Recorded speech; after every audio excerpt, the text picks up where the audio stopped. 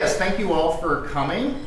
This is a fun session to do for me because as far as I know, UBC may have been the first university in Canada to actually have a wiki with the idea of servicing the entire university community. We started the first one in 2002 using a very primitive software called UseMod, which had no passwords, no user accounts. It was completely, absolutely free-form. There was no way to stop anything from happening. Oddly enough, we had almost no abuse whatsoever. And that was kind of an interesting experiment. So we went through a couple of iterations, finally launching this one in 2009 using the software that you see, MediaWiki, the same software that runs Wikipedia. I don't think we're going to get too technical today. What we're really hoping to do is kind of focus on use. And I think there are so many people doing interesting things on this wiki and so many diverse kind of uses. It was really, really hard to focus on one. On three. But the three we chose, I think, are all really interesting in their own ways. Our kind of guests of honor are along the wall there. It's Judy Chan on the right. She works with me here at CTLT. Paul Joseph from the UBC Library to her right. David Kohler from Math. And Will Engel, who has done really heroic work as the so-called Wiki gardener. First started here as a library student employee at CTLT. And I think he deserves a lot of credit for kind of taking something that in the past, the previous wikis were always extraordinarily chaotic spaces, to begin to hash something like order out of it, and then something that I think our three other users exemplify the ability to take that thing to the next level. This is meant to be kind of a hybrid of a presentation and workshop session. You're welcome to play along on your wiki as you go or whatever else. What I thought we would do is each of these three power users, each kind of have done really interesting things with the wiki in their own way. What I thought we'd do is I would ask each of them to kind of come out and share what they've done, how they've approached their work. We'd pull back a little bit and just kind of look at some of the actual techniques they've done, and then we'll come up with a little list of things that you guys, based on what you've just seen, might want to learn. So we'll hopefully get past, maybe I should back up and ask a question. How many people here have actually edited a wiki before? Most of you? That's good to know. I was hoping we would get past the very simple beginner type exercises and actually look at some of the kind of power techniques we've seen here. And we'll identify some of those after the presentation. And then for the remainder of the time, Will, and I believe everyone else will still be here as well, will be here to help you out as we kind of walk through these exercises and try these things out ourselves. Does that make sense? Okay, hopefully we can keep this informal and fun, and so I'd say ask questions as you go, as they occur to you. I'm hoping we can have a conversational vibe to this whole thing. And can we start with Judy? Yes. And I'm going to bring up Judy's course here. Just a little part. There are main spaces on the wiki. There's the main space, which I won't get into too much now. Most of our course wikis we do try to have in the so-called course space, which are then broken down by discipline. Judy's is a nutrition course, FNH 200. Do you want me to drive, or would you like to take over? I can take over. All right. I don't know what Brian is talking about, the power use. I think I started editing my first wiki page with the hope of doing what I've done. So I started learning how to do sessions, changing the format. So I am just a very beginner user. And what I will show you is my student actually can do better work than I can do on the wiki. So it was a very nice surprise. A little bit of history. So what I'm going to do is why I started, how I started, what I tried last year, the past term from January to April, and some surprises. Most of them are good surprises that I've learned from my students, and something that I may do so that I can get to the power stage maybe next term. A little bit of history. This is a course that's an introduction course to my discipline, food science. It's Food Nutrition and Health 200. It's been a course that's been taught by one single professor for maybe 15 years. We also have an online version. So we have all the materials there already. About 5 years ago, with the student population growth, we are offering multiple on-campus versions, multiple distant session. And 2010 was the first year I started teaching this course. I have been a TA for this course before. So we all teach. So there are 3 content editor for this course. We all do our own editing on Vista.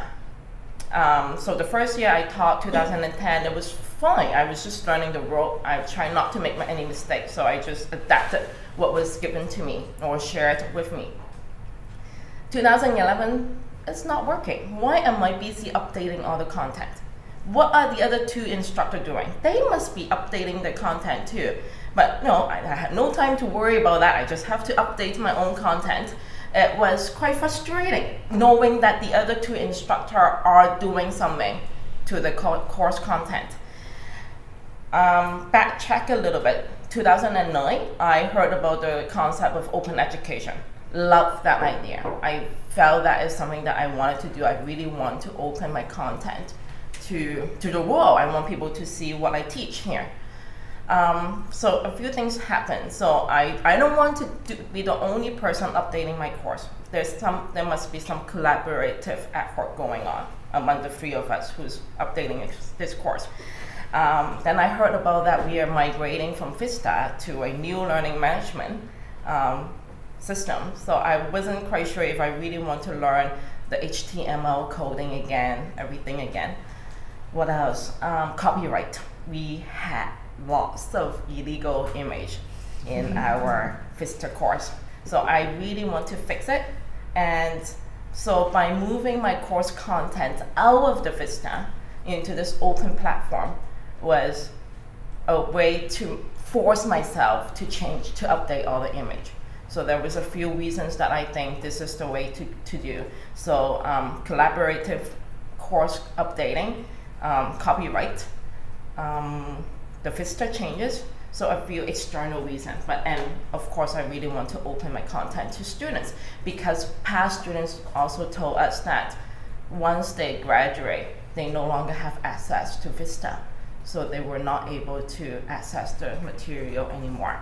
So I thought I move all my content on this page. So it was a good, easy job for me because we had all the content developed. We don't have a textbook, so everything is delivered in the past was delivered through Vista. So we have all the content. So with Will's help, I was able to, I'm not a Mac user, so I was able to, we have our course divided into 13 lessons. So I just spent my last November and December moving a lot of the content, spending some time to look for pictures, graphics that has the proper status, Creative Commons that I can use. And so I just move everything out. It took me a while to convince all the other instructor, current instructor and past instructor, because we all contributed to the creation of the content in the past, in the last 20 years. So it also took a few months, many emails going back and forth. I invited Brian to some meetings just to convince them that this is the way to do it. So it was good that we all come to a consensus. So I took the initiative of moving all the content, learning how to embed image, upload image.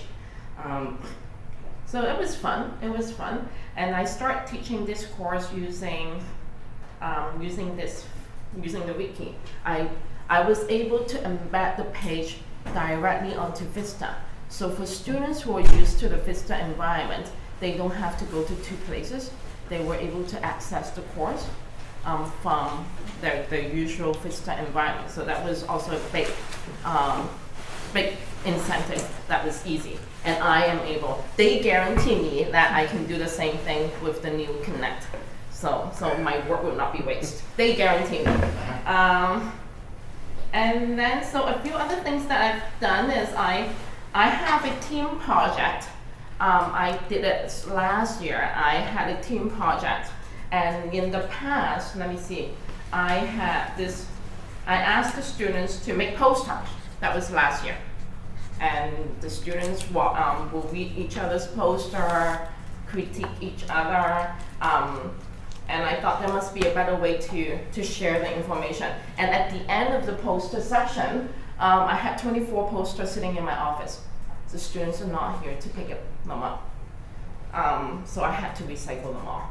And we did that, so that was quite sad because some of the posters have very good information. I took pictures, but they are not that easy to read from my photograph. So this year we decided to go digital, and I asked all the students to post their project on the Wiki. So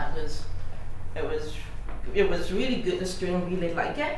As soon as I mentioned the word digital, we are going digital, I can see their eyes go, woo, yay! And I also reminded them that the content that they created will stay on this Wiki forever unless someone change it. And I think next year I will make sure some student will change some of the content. So then they know. Amazing, they did an amazing job. They learned. I invited Will to my class, and he gave a talk for 20 minutes, quick talk. I don't have a lot of time. We have so much to do in the class, but they were able to embed image, make image. A few group, like this is a sortable tables. I don't know how they do it. I don't know how to do it myself. What else? Embedded video. Oh, look at this list of references. Some of the project has like 20, 30 references there. And I was pretty impressed with their work. But then I was also very impressed in the other way by the power of Wiki. This group, what they did is they provided me with the references. And so I click the reference. See.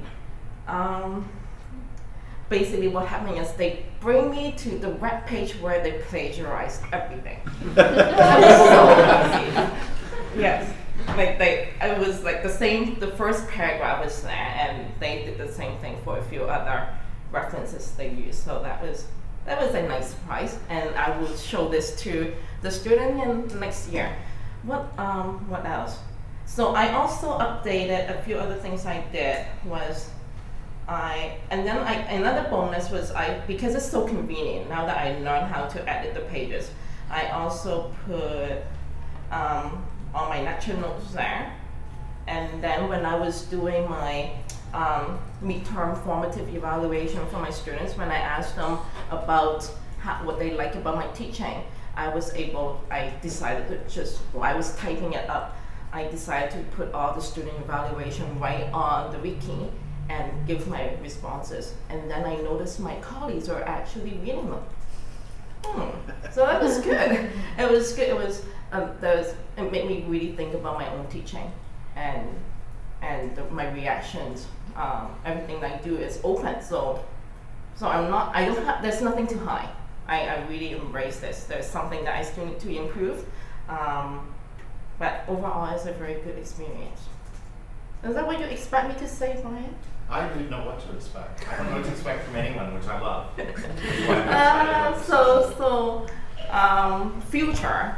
Next year, I think now that I asked all the students to post all the team project. I had the student to do presentation in class this year, but next year I'm going to ask, this is my plan now, to ask the student to really read each other's project and critique and have more discussion in the classroom, just to take advantage of the collaborative space that Wiki allowed me to do, or allowed us to do. So that's one thing that I will change. I may change a few other things. We just finished in April, so I still have to process. I have not got my teaching evaluation, the formal evaluation back from my students, so I'm still very curious to know if they say anything about it. But overall, I think they like it. Okay. Questions? So the Vista course still Yes. exists, but it has the content provided by the Wiki, right? Yes, so the content came directly from the Wiki. Yeah. You might just want to even click that embed page link there, Yes. just to show people one way how it works. So on the panel on the left here, embed page, I can just copy all of this and paste it into the content editor. Okay. If anyone's ever embedded a YouTube video or a Flickr image, there's just that 2 or 3 lines of JavaScript that can be embedded in any HTML environment. And so the advantage of this is you could conceivably have this in 4 or 5 different Vista courses, or one section. You might develop one tutorial that you might use in all of your courses, perhaps a piece of foundational work or research methods that's not subject specific. You can paste that JavaScript in however many course sections you want, and anytime you make a change to the wiki, that change is automatically syndicated wherever you update that content. That's the advantage of just say cutting and pasting the content and pasting it itself. And the Vista or the Connect is still necessary because there are all these tools to construct quizzes? Or I think that comes down to personal choice. We have people who exclusively teach using the wiki. There are people that, I think David is integrated work with WordPress or other online environments. But there are some people that say, you know, we want to have, say, open content, but maybe we want to have private course discussions. Okay. Or maybe we want the advantages, whatever advantages people might find with Blackboard or whatever environment they're using. They like certain elements of it, they like the way discussions are threaded, whatever. This allows you to kind of have the best of both, that you can still have open shareable content, but still use the LMS. I shouldn't be speaking for you, Judy, but is that the reason why you chose to do it that way? Yes, because I have a few online quizzes that I developed that I love, that they're still sitting in Vista, and there's still a lot of good reasons to ask the student to do those online quizzes. Easy to mark, for example, for me. And then some discussion. I think it's good to provide that private discussion space for the students. And the gradebook is also something that I'm still using in Vista Connect. Yes. Judy, did you say one of your groups had come up with a sortable table? Yes. Which team was it? The first team. So team 01? Yes. I just wanted to have a look at that. Thanks. Yes. It's actually, well, you might be able to speak to this. It's actually one of the functionalities of the edit. When we do a quick demo, that might be one of the things we want to show. Yes. Maybe I should be keeping a list. So that's actually a button you can create. It's actually quite handy. You say how many rows you want it to be, how wide you want it to be, and it's quite easy to do. One of the slicker elements of the offer. Yeah, I started from not knowing how to link anything, and so it's not hard. There's a slight learning curve, but it's not. It's still yes. Could you say a little more about the process? Now, this is one of the. I'm sure no one here does this, but one of the dirty secrets of UBC and any online environment, actually, it's not just UBC, is that there is a whole lot of content stashed away in course management systems that's been pulled off Google image searches, let's just say of unknown origin, and that's an issue, especially in the current copyright environment where we're all trying to be working towards compliance with the law. So Judy, you were kind of in that position. A lot of this was legacy content that I think predated you teaching the It's course. predated. It's a course So of course it wasn't your fault. And I contributed to it too in the last 2 years. It was convenient. I need a picture of an apple, grab one from the internet. But then now I really want to do everything the proper way. So it forces me to spend the extra time to find Creative Commons material, and it wasn't hard. It wasn't hard to do. There are some. It's not all that smooth, but it's doable. For example, it's this picture here. The original picture we had was an Asian Greek picture.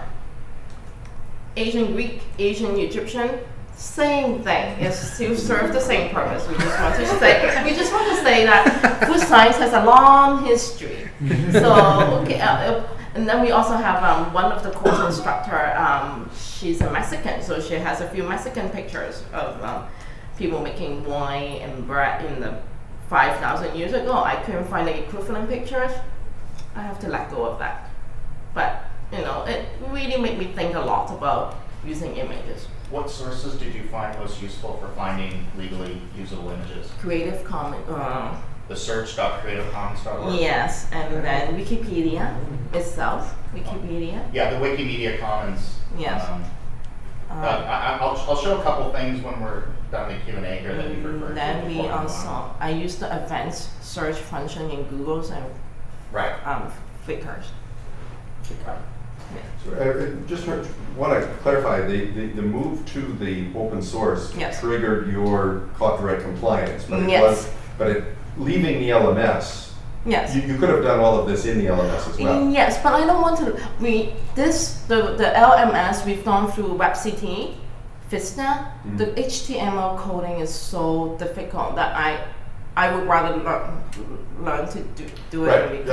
yeah, You can do absolutely. it too. Yes. Yeah, I think if I understand, Rob, you're making the point though that obviously moving towards copyright compliant, it's not just a question of moving to the wiki and doing it in an open space. That Right. Yes. You can, and I will make a point of showing a couple of sources where you could start to identify images and diagrams. And the good news is we actually have reached a point where for most academic material, there actually are free, legally reusable, openly licensed materials out there. 3 or 4 years ago, that might not have been the case.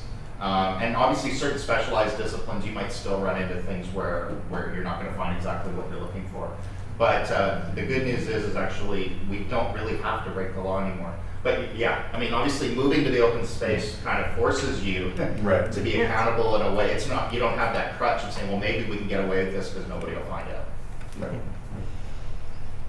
Do you think it is easier to write the content in the wiki than to Yes. write the content for Vista or Yes, that's my experience. Because you can do it on yourself by yourself, and you Yes. don't have to I don't go have- back and forth to an instructional designer. Right, and then at the same time, again, it's the sharing with the 2 other co-instructor. It was just so easy to share. Everyone can just edit their, put their little effort, and there's also a lot more communication among us now. Instead, in the past, we just make our own little changes, and now it's like, if we want to change something major, we will talk to each other, say, hey, I really want to add this piece of information. And then we have some discussion, so there's more consistency of all the sessions. And I think to be fair, the Vista environment allowed for that collaborative editing. And the new Connect LMS also allows for that Okay. for this collaborative editing in a WYSIWYG environment. Okay, I will give you that the wiki is an easier space. okay, I just want to make sure that Thank people you. I don't, was, don't be exclusionary to say it can't happen. It can happen. It can happen, but usually you need administrators set it up too. No, you don't. You don't? Okay. No. oh, good, thank you. No Well, problem. but we weren't aware of that. And that's all I Yeah. want to say. I just want to Yes. make sure that it's the way we're. Well, the student was also able to edit they were catching my typos and spelling mistakes. And that's possible in the new LMS as well. Oh, okay, good to know. As well as public display of content. We have the issue as a business school. Yes. We have the issue where we need to ensure that what students make open, actually, we want to have gone through a vetting process. We don't necessarily want our students developing in the open source. We want them to be in a comfortable environment and then take a finished product and move it to the open. Because as a business school, branding and marketing and all of that is very important for us. So that's why we have been able to hopefully blend the best of both worlds. That's an interesting point. Could you speak to how the students responded when you asked them to author content in an open space? Yeah. Did they object? How hard was it for them? It was, I think anything new that you do with a course, they will object it. But I think I think the product speaks for itself, that they were able to do so much and created so much and used all the functions that I don't even use myself. I think that shows that they're really willing to adapt to this environment. I really want to show some evidence, but I don't. I was hoping that I can get my course evaluation so that I can have something to tell you. But some students like it, and even during the midterm evaluation that I asked them to provide. Yes. Do you think it had an influence on the quality compared to the posters? Oh yes. A higher quality? Or? Much higher. Much higher. I think for the poster last year I had 3 or 4 very outstanding posters that I really like, and I think this year I have like about half of them are very good. Yes. I offer them, I think that was too late. I offer them a bonus point if they're able to migrate that onto Wikipedia. But I wanted to give them that little protection, CWL protection, so no people from the world can come in and attack the work that they are doing. This is still a second year course with they are still beginner food scientists, and we also have lots of students who are not in our major. So I wanted to protect them with that from the world at this point. This might be for Brian or Will. Can you take a section and mark and change the permissions for it? So that is an interesting question. Basically, the wiki is a what we try to promote, a university-wide community space. That said, because of their different emerging purposes, what we've sort of done is we've created namespaces. We have 4 main, what we call public namespaces. And then we have a number of reserved namespaces, and Paul's going to be speaking next, and the library has a reserved namespace. Basically, the only sort of restrictions you can do is to allow permission to be able to edit in that namespace. People will still be visible in that namespace. And because namespaces equal sort of a fractioning of the wiki and harder sort of management, we reserve it, our sort of policy is to do it at a faculty level, not any less than a faculty level. So, Yeah, just to amplify what Will said, historically, actually the previous wiki system we had before we installed MediaWiki was called WikaWiki, and part of the reason we had to move on from it was the open source community around it was just kind of withering and kind of moving towards developing here. There certainly are extensions that allow much more granular privacy issues. We kind of made a partly philosophical but mostly pragmatic decision not to support those extensions because frankly they are a management nightmare. One of the reasons why the wiki is relatively simple for people to come into and start working with right away is because that kind of level of granular permissions just isn't part of it. It's kind of like you just kind of have to operate under the assumption that this stuff is operating in the open, and things like different level of user permissions isn't really an issue. But we found when we had it on the previous wiki, that was like our #1 support, ongoing support and administrative challenge. I completely buy into this is our philosophical view. Use it or don't. Yeah. I mean, I completely get what you're saying. Exactly. And sometimes I will have meetings with people, and they'll say, "Okay, we want to use the wiki, but we want to make sure that students can't edit each other's work. We want to make sure that students can't edit this piece. We want to make sure that students can't see this until this date." There is a system that provides that. It used to be Vista, now it's Blackboard Learning. Well, I don't like that. I said, well, why not? Well, it's too complicated. So, well, the reason it's complicated, you think it's complicated, is because they have these granular permissions. and just to also add on, that there is a technical reason as well. So MediaWiki is designed to be a completely flat, open software platform. So these extensions that can add some privacy, they're really not robust, and we'd hesitate to recommend the wiki for anything that you need at any level of privacy, granularity, or protection.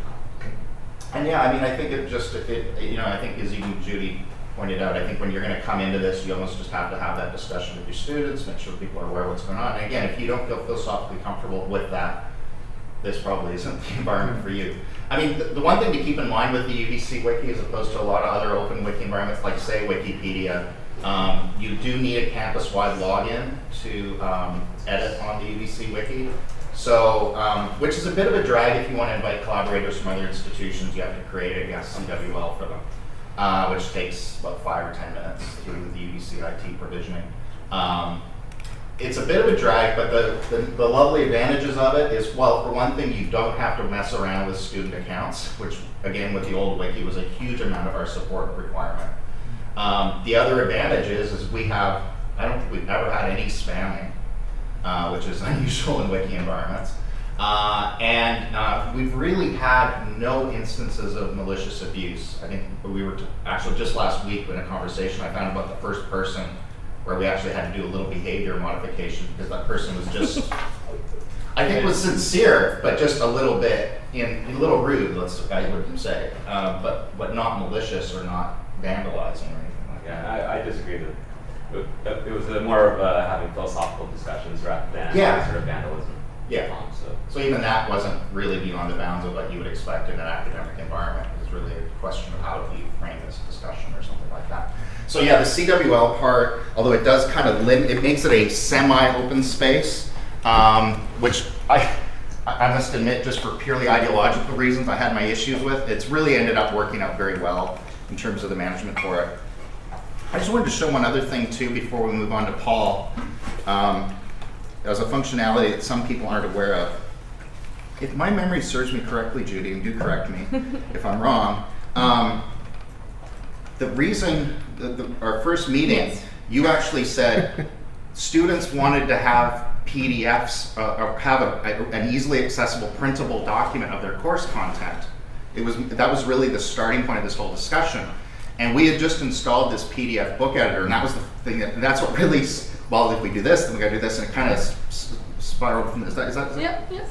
do I remember that right? Good. Sometimes I hallucinate these things. I just wanted to take a moment to demonstrate the book creator because it's a nifty feature. So if you wanted to create print documents off of the UBC Wiki content, you activate it by clicking the Create a Book tool on the sidebar. You just kind of start this book creator and it kind of activates this new interface. Let's see if I can get back to the lessons. So let's say I want to add lesson 1 to this. I just click add this page. I'll go back to the course. I'll take a few other sections as well. I'll take, say, lesson 3. And just maybe I will add lesson 13 as well. So when I go to this, and I don't have to be, I could take anything from anything on the wiki. So maybe I want to also add some, I'm just looking for, here we go. Maybe I want to add a media wiki basics tutorial on how to author the wiki for the students as well. So now I have this content here. It's a pretty slick interface. You can see I can actually drag and drop media wiki basics up to number 1. I could put lesson 3 after lesson 13 if I want. I can create a chapter, so I could say tutorial. And I'll make that, and then I'll create another chapter called course content. And I'll make that this part here. So I've kind of set up my book as so. And then now that I'm ready, I just say, I can actually keep this as a private book that only I can share. We also actually do have a shareable section of the wiki. If you actually do create a print book that you would like to share with the UBC community and have indexed in the book section, you can do that. I'll keep it as a private book because it's more or less just a demo. And it dynamically generates it fairly quickly on the fly. And I can take a look at it like so. Cover page is generated. This is some of these things I just love. Whoops. And links. So as you can see, the table of contents gets generated with pagination. Images are rendered quite well. One of the things I just love is how things that are hyperlinks actually get turned into footnotes. So you don't have these long, twisted out sections. As you can see, it looks quite nice. Oh man. And Wow, that is precious. so, I mean, this is actually, again, a very nice content management system. Again, you have the collaborative authoring space. You can push it to the course environment. You can push it to WordPress. You can leave it on the wiki. Or, again, generate quite robust, print resources. I actually have the word we want. Let me just... Is that an extension or is that something? It is an extension that we did tweak a little bit, didn't we? Not much, though. Not much. So one of the reasons we selected this platform is it is used by Wikipedia and most of the world's largest wikis, and there's tons of development. So in this case, this was developed by a company that prints ebooks off Wikipedia. So people print ebooks and they actually print a physical book, but because it's a tool that's open source and openly available, we're able to repurpose it for our. And I think we have plans to adopt the EPUB extension fairly soon as well. Yeah, so there'll be a new version of this coming out hopefully this summer, and we hope to upgrade. Yeah. What about mathematical formulas? Well, we happen to have an extraordinary guest coming up on that, so I will just hold off. I think you'll be very impressed with what's been going on there. You'll notice, too, it actually keeps track of all your contributor information as well. for anyone who ever adds to the wiki. So it's and also keeps track of all the content and licensing information of whatever the material was taken from. So yeah, it's a pretty slick little service. I will hold off on saying more and bring up our next guest from the UBC library. I'm really glad Paul could join us because Paul was, and actually all three of our guests today, to differing degrees, actually helped shape the development and the planning and the way we've actually rolled the UBC Wiki out. And the UBC library early on kind of saw the potential of what we were doing here and worked with our team and actually in many ways really helped direct our planning and the evolution of the tool itself, which has really been cool. So yes, please welcome Paul Joseph. And you didn't clap for Judy. I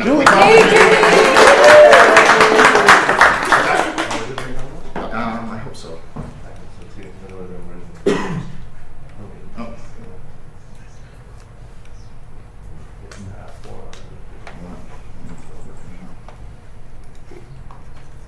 Okay. All right. Thanks, Paul. Hopefully it'll render in a moment. Hey, hello. I'm Paul Joseph. I am a systems librarian, and I oversee all of the computer programmers and web developers for UBC Library. I was thinking a lot late last night and early this morning in the shower about how I wanted to introduce this and how I wanted to talk about it. And actually, the germination of a presentation is coming along because I have the unfortunate title of being a systems librarian because, well, A, we don't know what that means. B, it has the term systems in it, which is not people friendly. And C, it does me a disservice in trying to actually work with people and talk with people because there's a barrier. I worked at the BBC for 1 year in their new media and technology division, and I worked for a unit called CMC, Content Management Culture. And everyone laughed about that because we were this large team of developers and information architects and project managers who were developing a content management system for different groups within the BBC to do their web-based publishing. But the managers were very determined to keep it about the culture and not about the system because the systems are quite useless if you can't actually bring people into the fold and actually get them using the system to the best of their ability and working together. And so while I can't just change my title from a systems librarian to a culture librarian, I do want to talk about some of the issues within the library in terms of web publishing and systems and the efforts that we've been making in trying to make a better culture for actually communicating with our end users. So when I first started at UBC Library 3 years ago, there were two primary means for publishing content onto the web. One was your traditional HTML files that were managed on a web server in various directories. Every library staff person and librarian had access, unfettered access, to the root directory, which was like the mothership of our web enterprise. Nothing ever happened, so that's good. But it's not the most efficient or sustainable way of actually publishing to the web 3 years ago. The other means of publishing was a very rudimentary Cold Fusion series of Cold Fusion applications sitting on top of Microsoft Access databases.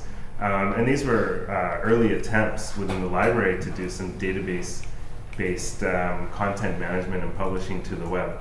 And while that was great back in 2001, by the time 2009 rolled around, they were quite archaic and they were filled with legacy. So we had to make some hard decisions about which directions to move forward in. Generally, within academia and within libraries, what you see is some kind of a review and procurement process in which a content management system is selected, and then the entire web enterprise, however it was, gets crammed into that CMS, and away you go.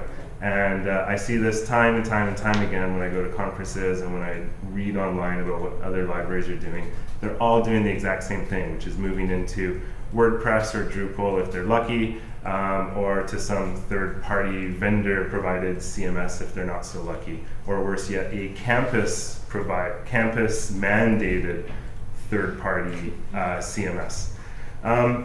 I didn't really want to go down that road because we had a content management problem, and the content management system wasn't going to be the solution because we had people working in isolation from one another, and we had units and branches working in isolation from one another. We had a mountain of legacy content and unreviewed content, and there's no CMS in the world that's actually going to help you in cleaning up the content. Plus, one of the major problems with a major, unit like the library is that we actually have a lot of relationships on the campus. We have a lot of partnerships. Some are real, some are potential, and when you choose to go with a single CMS for publishing your web content, you're automatically excluding yourself from those potentials and those relationships in terms of sharing content, in terms of getting library-related content into the context of users. And that was one of the reasons why I was quite attracted to UBC Wiki, because while it is a content management system, it really is about inculcating a campus culture in terms of the production and the distribution of content. And when I've spoken about this in conferences, people, like library technical people, generally have very large question marks on their faces because they don't really seem to get it. There's still this perception that library users will come to the library to receive the library content. But we know that's just not necessarily the case, and Google Analytics is very good at demonstrating to us how that is not the case. And we shouldn't expect that people come to us always. If we've got good content and we can share it in the context of where a user is, why shouldn't we do that? Something like UBC Wiki, which is a very open framework, and it makes for very easy distribution and sharing of not just the content, but also the management of the content, has just been a huge lifesaver for the library, although we're still in early stages. And so, well, I'm gonna switch to a demo now because I need to think a little bit more. I need to think a little bit more about what I want to say, but I'm going to give you just some examples here to, I think, help prove my point. So the first thing that we did, I'm blocking that. So the first thing that we did when we decided to go start producing content in UBC Wiki is we worked with CTLT to create a dedicated space for the library. And this was just because in the early days, there was some concern in terms of the ability of anyone with a CWL to go to a library page and start editing the content. I think that generally that concern has dissipated, and I'm hoping that over time and like in the near future, we'll be able to remove the restrictions on the library space within the wiki and just open it up for all. And so this is the homepage of the library space. We have a variety of content areas that we're managing content.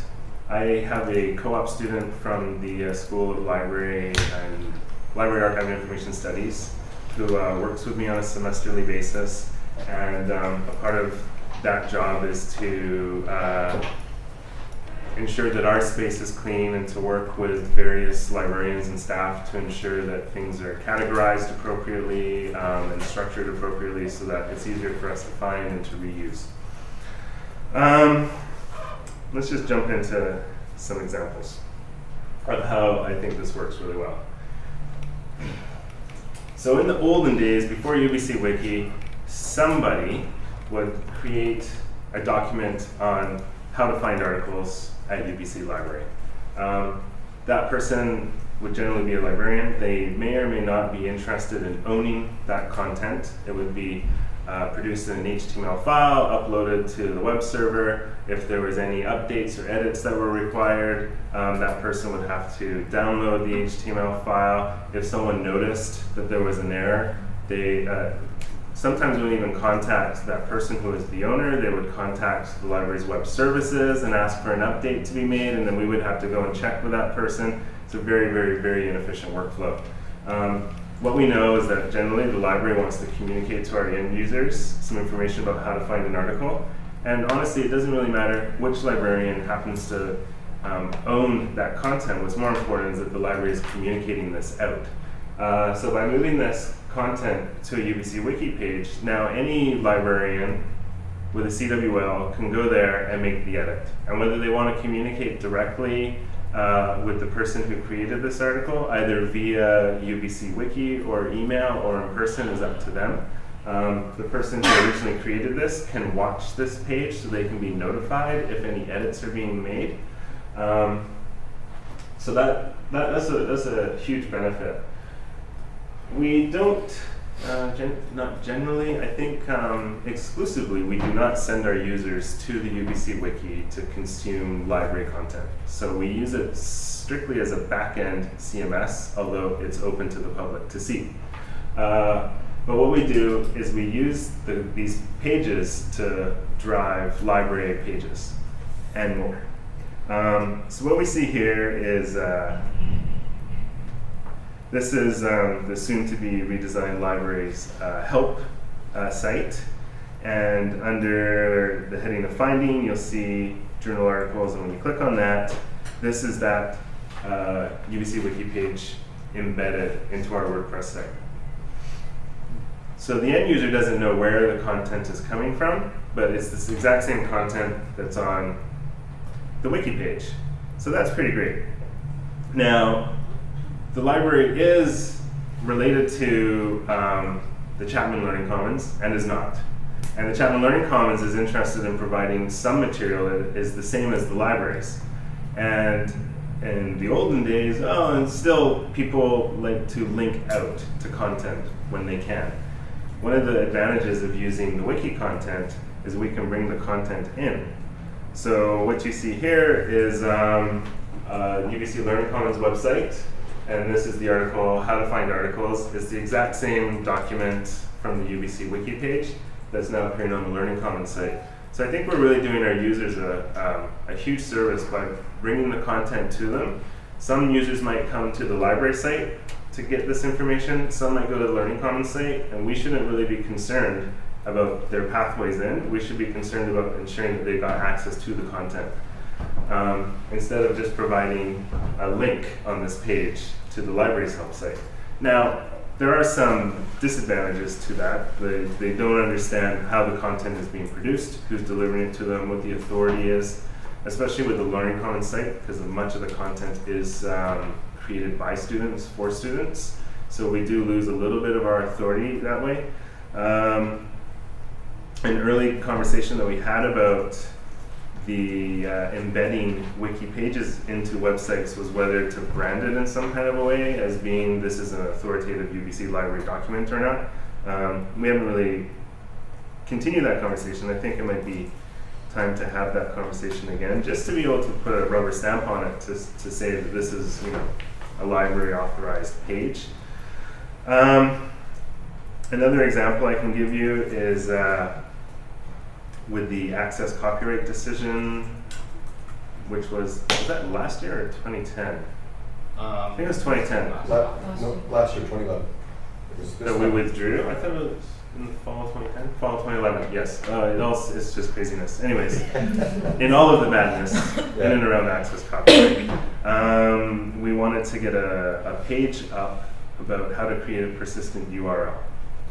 And let me just take a look at the history here.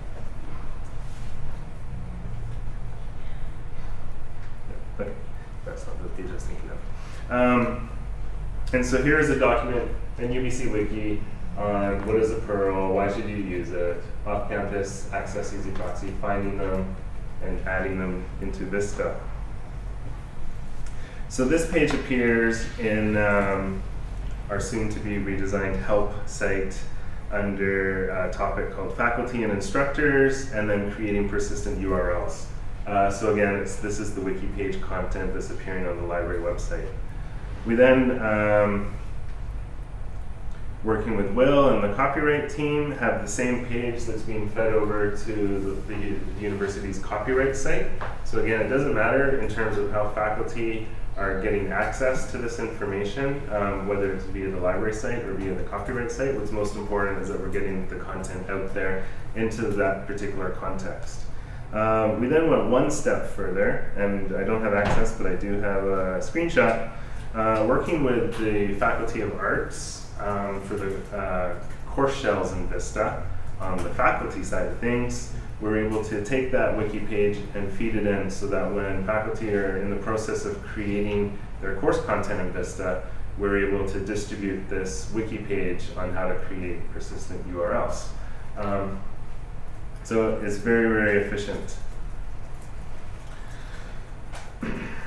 The library continues to manage microforms of many stripes over in the Kerner Library. And here's a small information page about microforms, which we feed over to the Humanities and Social Science website. So it's the same content that's appearing in both. Microforms are located over in Humanities and Social Sciences. Over in the wiki, over in the wiki, we have, there we go.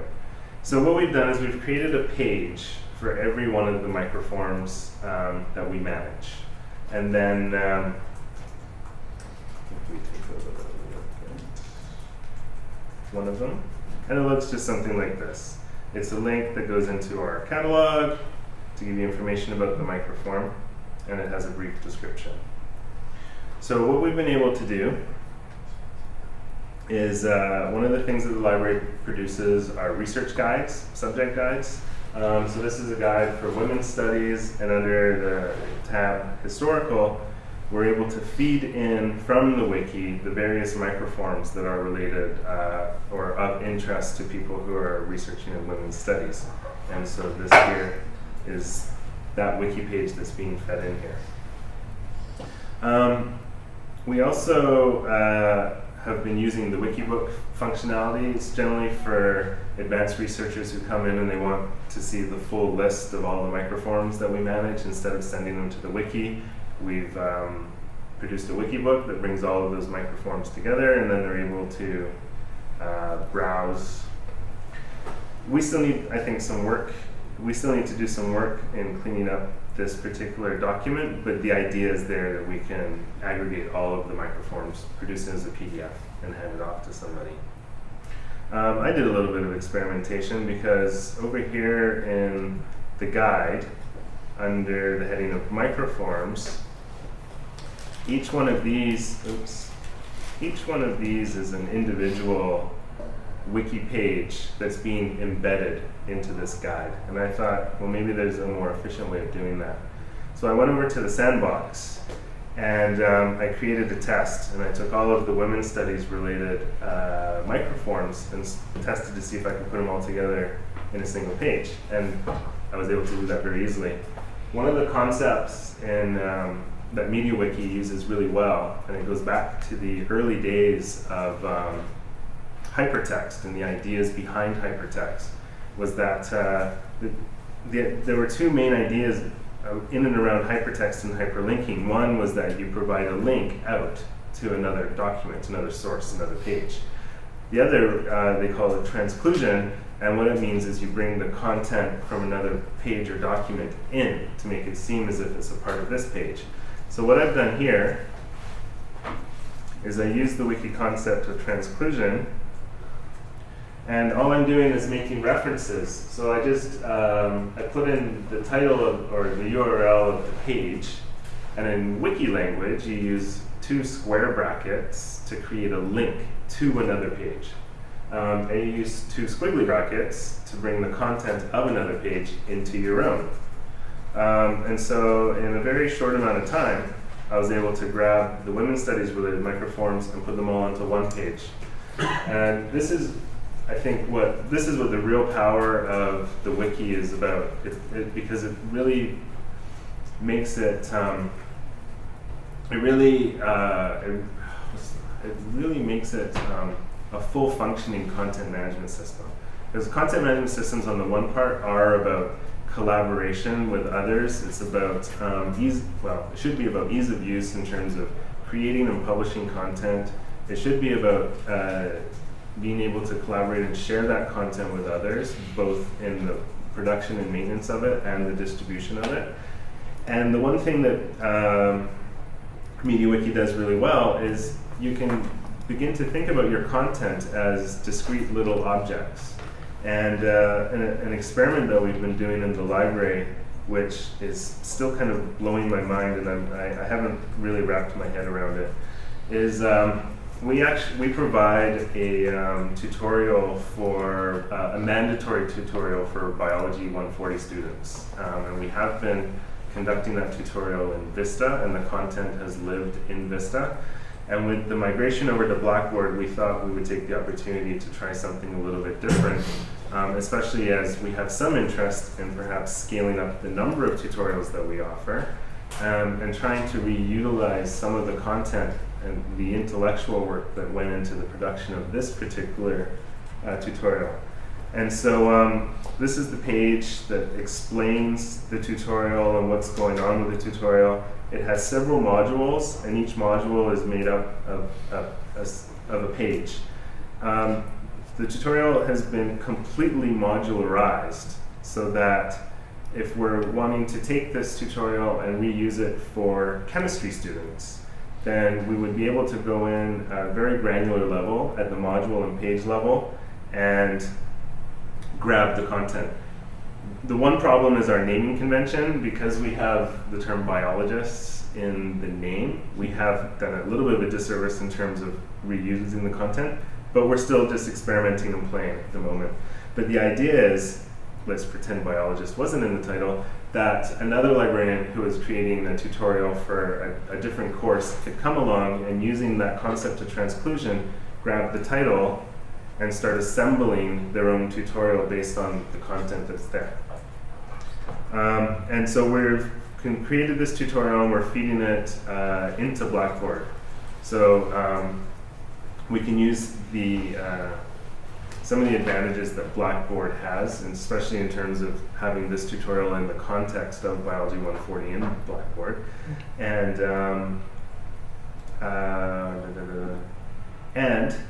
when we unplug Blackboard 5 years from now and move on to the next system, we've still got the content managed in UBC Wiki, instead of having to deal with this onerous migration from Vista to Blackboard and Blackboard to the next one. Yes. Do you support labeled section transcludes? Not offhand. So can you explain what you mean? Well, okay, what you can do is you can actually have a tag called section. Yeah. And your section begin, section end. And so what Paul could do is he could put those at the top and bottom around the content, and then your transclude grabs the content without grabbing the title. Yeah, so by default, the transclusion doesn't grab the title. So you're just transcluding the content from that page. So when you're, we can discuss this a little more in the hands-on part, but the title isn't transcluded, the content will be transcluded, even though that's you're right, using that's the right, title. Yeah. If you want to submit that, and you have to create it as a line of content in the individual pages. Yeah. Yes. So I mean, I use that extensively in a different wiki, but I was just wondering if that was part of your planning. So you're not committed to an entire I'm just saying you're not committed to an entire article. But the other thing I was curious about was and I really love that you can construct it, basically a document on the fly by borrowing pieces here and there. One of the ways I was curious if you use categories that way. Yes, we've this year we embarked on a major category cleanup process, and actually we are generating pages now. Where's the example? Is it this one? We are starting to generate pages now based on category for management. That's not the page I wanted to show you. but we're still just in early stages for doing that. Just in terms of you by assigning a category to something, you know that it will automatically get included in the That's right. category page, and so it potentially reduces the management, the ongoing management of your compilation page. Yes. Yeah. And just to be a little more specific, we currently do not support the label section of Transposition. Okay. What we've been promoting is the idea of breaking things down into separate pages as chunks. Yeah. Okay. And so I think that's it. I was going to show you this one because I was going to do a plug for Aries, even though this is a wiki. But actually, we've been piloting Aries with UBC Okanagan, and this was just an example of a document that we've got a librarian in Vancouver working with a librarian at UBCO, working with a CTL rep, Janine Hertz at UBCO, all working collaboratively on the same document and for communicating to instructors how to get their readings into Aries. So again, it just it creates a nice paper trail. It eliminates clutter in email inboxes or people having to forward a threaded conversation because they're now going on vacation and someone else has to take over. And ultimately, the goal is achieved of having a single document that we can now distribute to the library's website, that we could distribute into some Connect training materials, that we can distribute into course shells or whatever they're going to be called for Blackboard. But the idea is that we've got a nice centrally controlled document to begin with. So just to wrap up, I guess what I was going to say before I jumped into this is that when I first started in the library 3 years ago, it seemed as if we were punishing librarians given the tools that we made available for them to do their web publishing. And I'm not going to make any bones about it. We're still punishing them. But at least the punishment now isn't so much about the difficulty of the tools. It's more about these larger cultural conversations about the content that we produce, how we manage it, how we share it, where it ought to live. And I find that that's a much nicer punishment than an inability when you're sitting at home on a Tuesday evening and you notice that there's a typo and you can't just get in there and fix it, right? So any questions?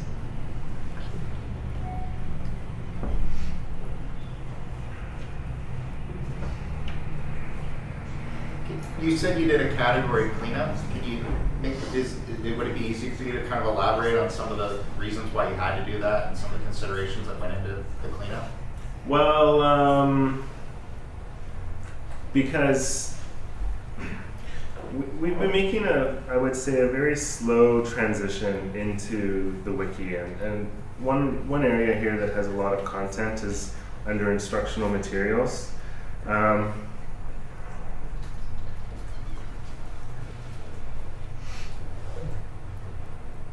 And what I was going to say is that much of it was uncategorized, and so it was disparate. It was all under the auspices of the namespace library, but that was it. So it was very difficult to retrieve. It was difficult to understand what had been produced. And one of the things that we don't want to do is start replicating content and creating new wiki pages when a wiki page already exists. We had chosen not to create linkage from our library websites, like the help site. We don't provide a linkage here back to the wiki, whereas here on the Learning Commons,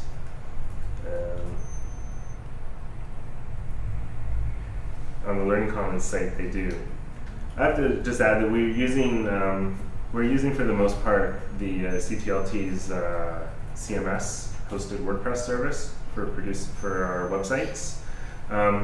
So our help site is a front end. It uses WordPress. It uses a plugin called Wiki Embed to grab the content. Here, essentially, it's like a trackback that the Learning Commons has enabled. In the library, we haven't, because we've really not wanted to have our users going into the wiki.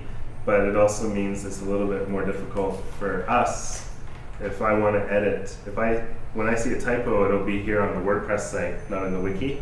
So I want to get to the wiki page to fix it, and we hadn't really organized ourselves well, even though we're librarians. It's not funny.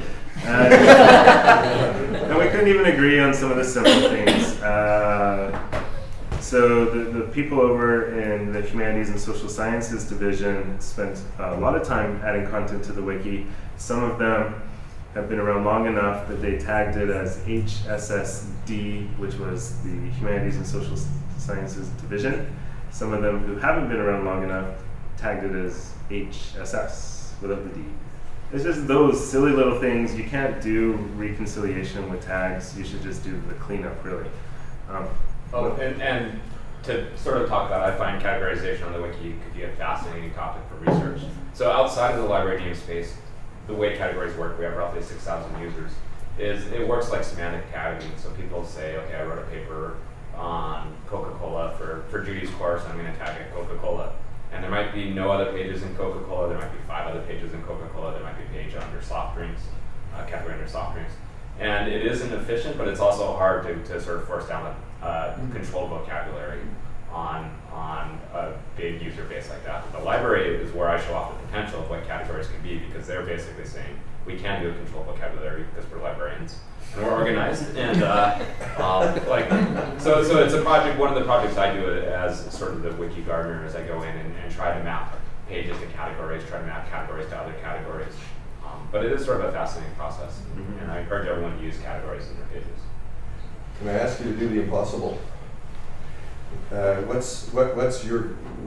do you think this is going to look like 3 to 5 years from now? What's the vision? And hopefully it isn't migrating to the next CMS.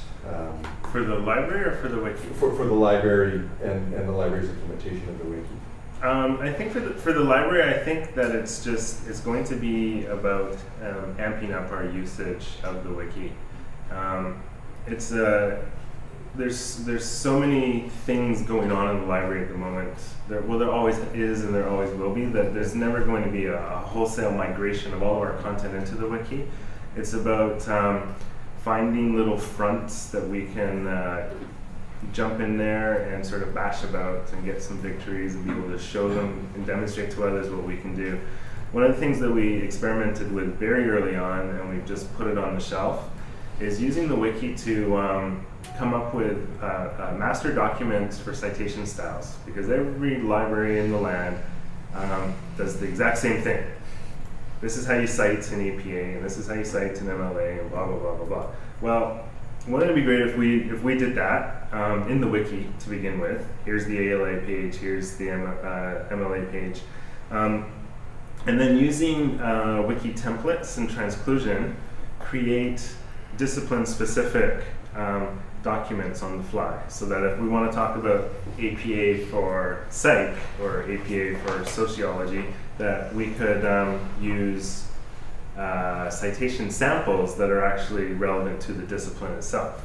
And we have an actual model in the wiki in place for doing that, but the timing isn't right. It's still not right. We're still slowly bringing library users into the wiki to understand the production and recycling of content. And yeah, I think 3 to 5 years from now, the potential is enormous in terms of some of this, what is really like basic library information that we can be doing some really slick things with. Yeah, the reason I asked that question is this may or may not be public knowledge yet, but it will be now. So Otter is looking at an exit strategy out of our Sitecore content management system. And I firmly believe this is where we need to land. I think the bigger questions will be asked in terms of that, that longer term stability and vision. Well, and it's a hybrid approach. I mean, we use WordPress as our front end for almost everything. Yeah. And then for this WordPress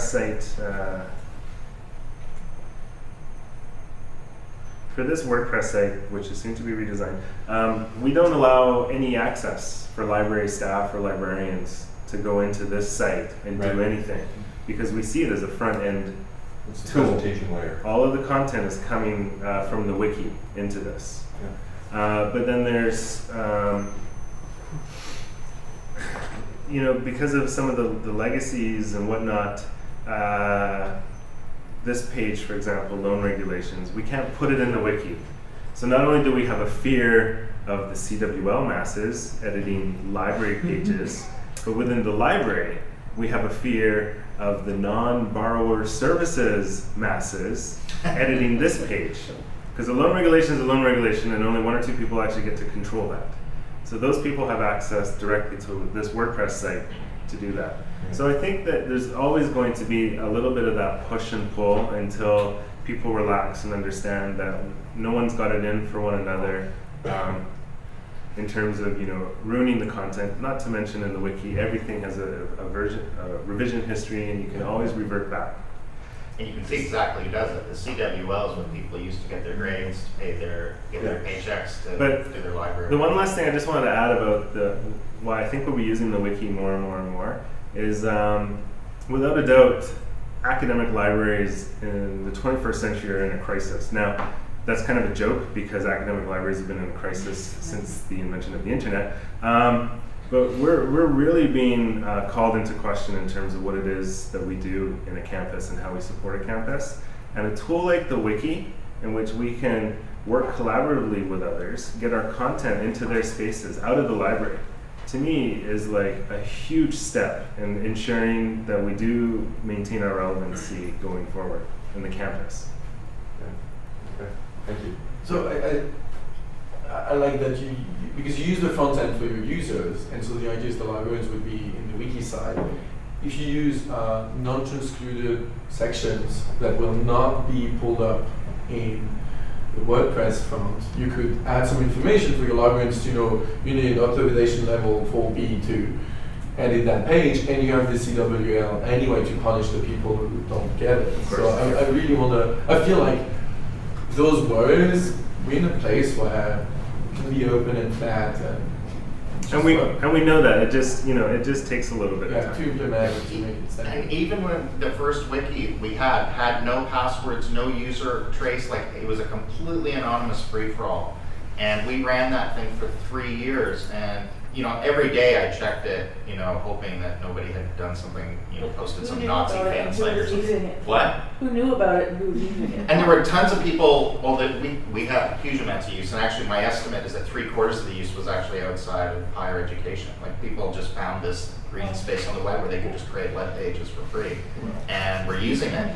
But they were doing cool things, and every day I went in going, oh, please don't have someone create like a Nazi fan site here. But it never happened. We had to remove one site out of 10,000 pages created. We had to remove one page, and that was actually a page that had been graded by an instructor and passed. It just happened to mention the name of a doctor on a site visit, and the doctor didn't like that his name was on the page. And it was a completely honest mistake. I mean, that was just mind-blowing. And then that's with no accountability or whatsoever. And then, as David points out, on this wiki, there's actually a high degree of accountability. So just as far as accessibility, I was kind of looking into the sandbox. Mm-hmm. Is that a place where you have private space to develop ideas, or is that still a space that... So there is no real private space on the wiki. The sandbox is a space where we don't do any formal indexing. We've asked search engines not to index that site as well. So you can go in, and as long as the page doesn't exist, you can create your own page there and do whatever in the sandbox and promote it it. says that nobody checks up on you. You don't have to comply with wiki etiquette or anything in there. So and it's more about the wiki organization, not the wiki etiquette. So the other spaces are sort of organized. If you're creating a course, so you'll often see me, I'm the guy in there. If you have a course page and it's not in the course namespace, we'll move it into the course namespace for you. And the idea behind that is just to make information more findable. We're supporting a huge amount of users who are using the wiki for different purposes, and providing organizational structure kind of allows those different uses to really happen without sort of becoming the wild chaos that was the original wiki. I was in the original one campus, and I did get some spammers. Yes, spam was an issue, and that's ultimately why we had to freeze it. That was a weird thing, though. We were getting spam, and for the longest time, I was having to remove it manually, which was a huge part of my life for a while. That's how you know I was a true believer. Spending my evenings doing this for about 6 months. And then this dude named Richard P. created a bot And he sent me an email and he says, I have this bot that will automatically revert spam. Is it okay if I send my bot over? I'm like, okay.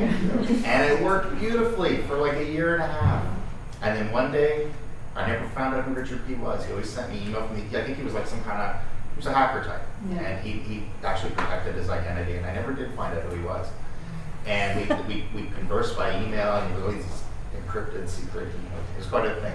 And then one day he just kind of vanished, and the bot vanished. And then the spammers came back. And that's when the unregulated experience came to an end and froze editing on the wiki at that point, because I just couldn't keep up. It was a very primitive, early experimental technology.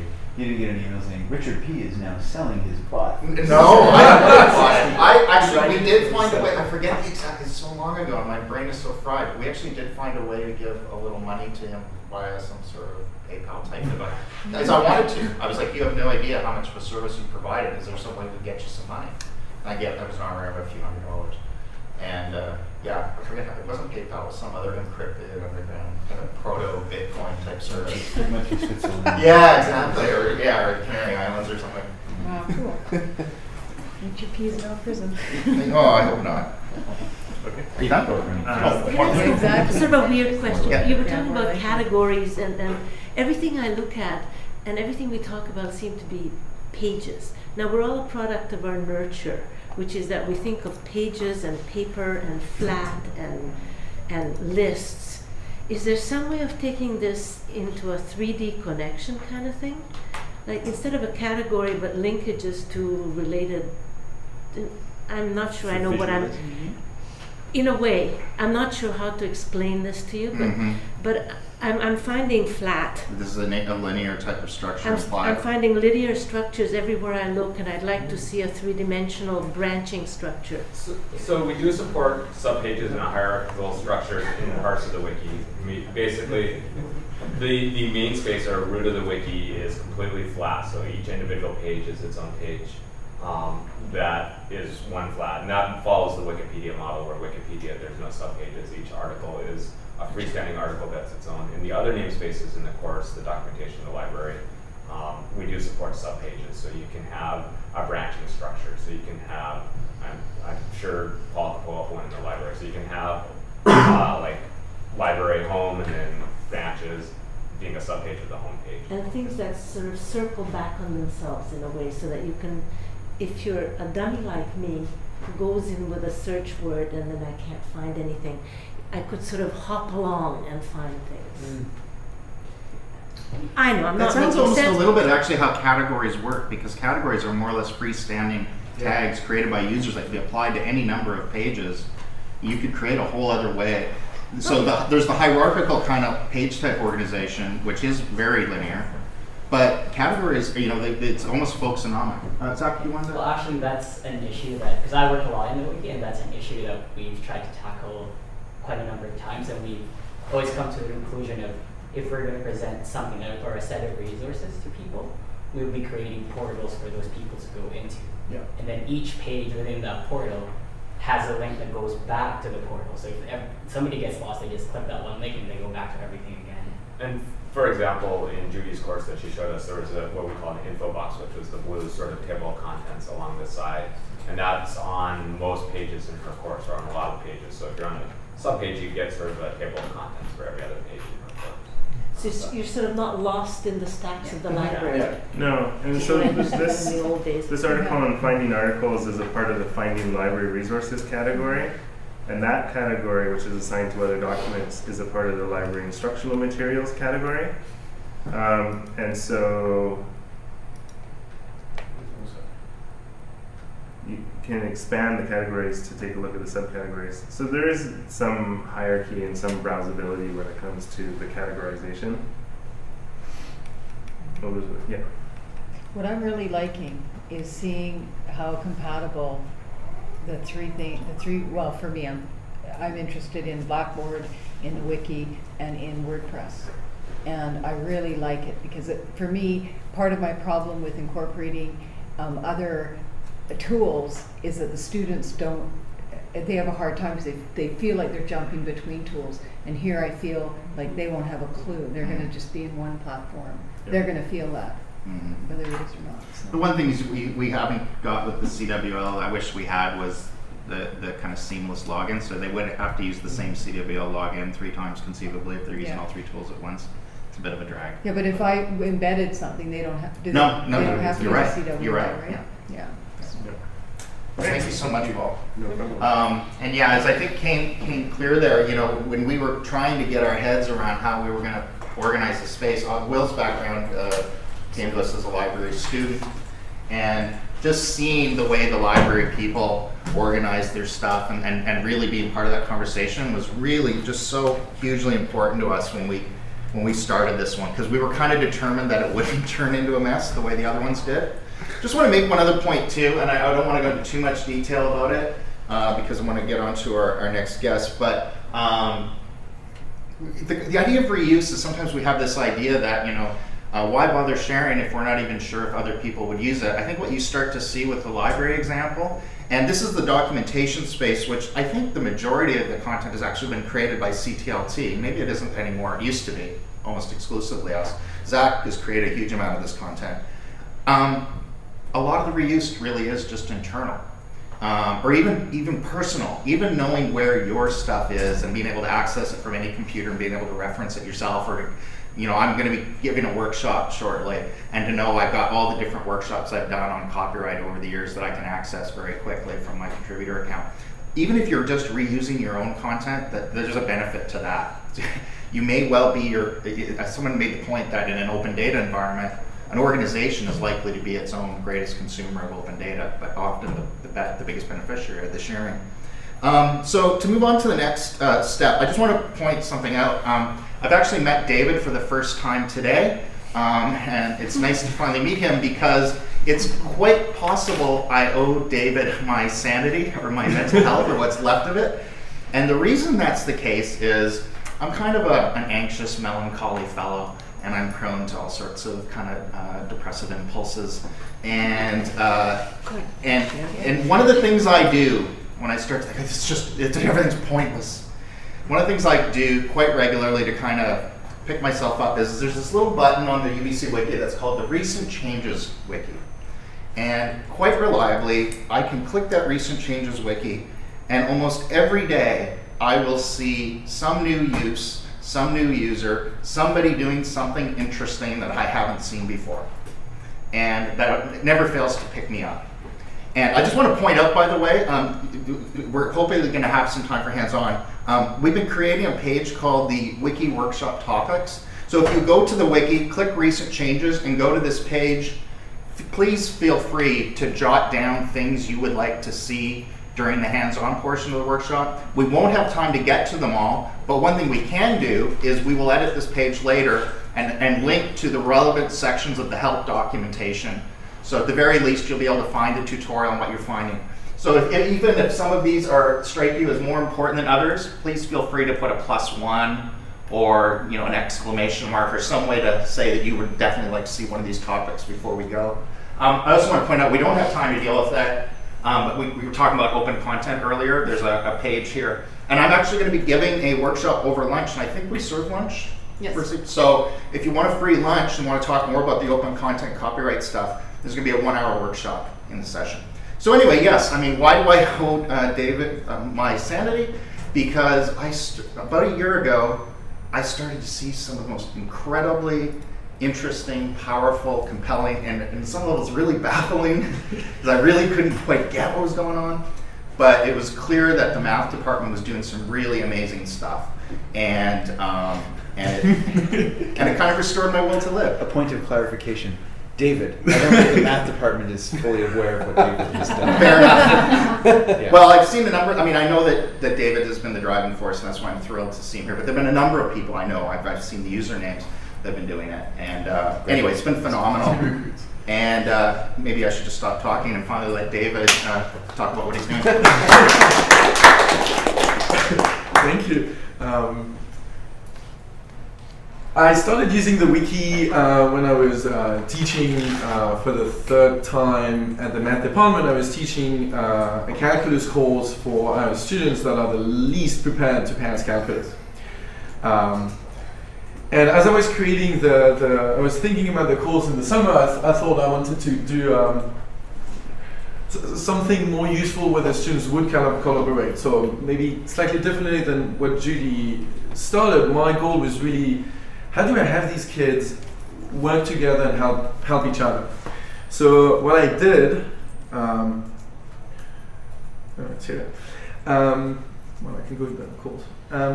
Is use the wiki because first it was easy to edit content versus the Vista, which I used but didn't like as much. And I really like that notion that everyone could collaborate. So I kept the Vista up where they were just doing their clickers and I was using the gradebook, and that's about it. And then all the rest was put on the wiki page. So that was my course page. It's been archived now. It almost looks exactly the way it was during the term, but during the transition a few things didn't move well, and also some students were not super comfortable with having some of the information be up there, so they started taking things out. We still find some of it in the history, but it's harder. So anyway, so it's a standard course page, a little bit like Judy had one. Everything was on there. There's a bunch of stuff about the administration, how the grading works, course policies. I built an FAQ, and it was sweet because I let the students also add some of the questions. So some of the questions they would write like, why don't we use a real form? And so I said okay, and so I wrote something about it, and then we sort of contributed like that. They had a coffee and donut proposal because I was teaching at 8 o'clock in the morning. It didn't happen, but at least the discussion was up there, and so we see that Victoria said that it's early and she would like baked goods. So we talked about it and nothing happened, but it was sweet that we had that sort of interaction going on. And one of the key design that I really wanted to have was to have the homework in there and actually have them to do some of the homework in the wiki. So what I did is, for the first term, it was a 2-term course, I put them into groups. So I had a page called groups, and there was 18 groups with 4 to 5 students in each group. And I assigned them to groups, and they had to do homework. So I had a homework page, and they had to do things. So in the beginning, the homework would look like that, you know. So compared to what Judy had, where they were really good users with the wiki and doing really beautiful titles and images, in the beginning it was tough with these first year students, but they still were writing things. Let me show you some of the other things they did. I did store it.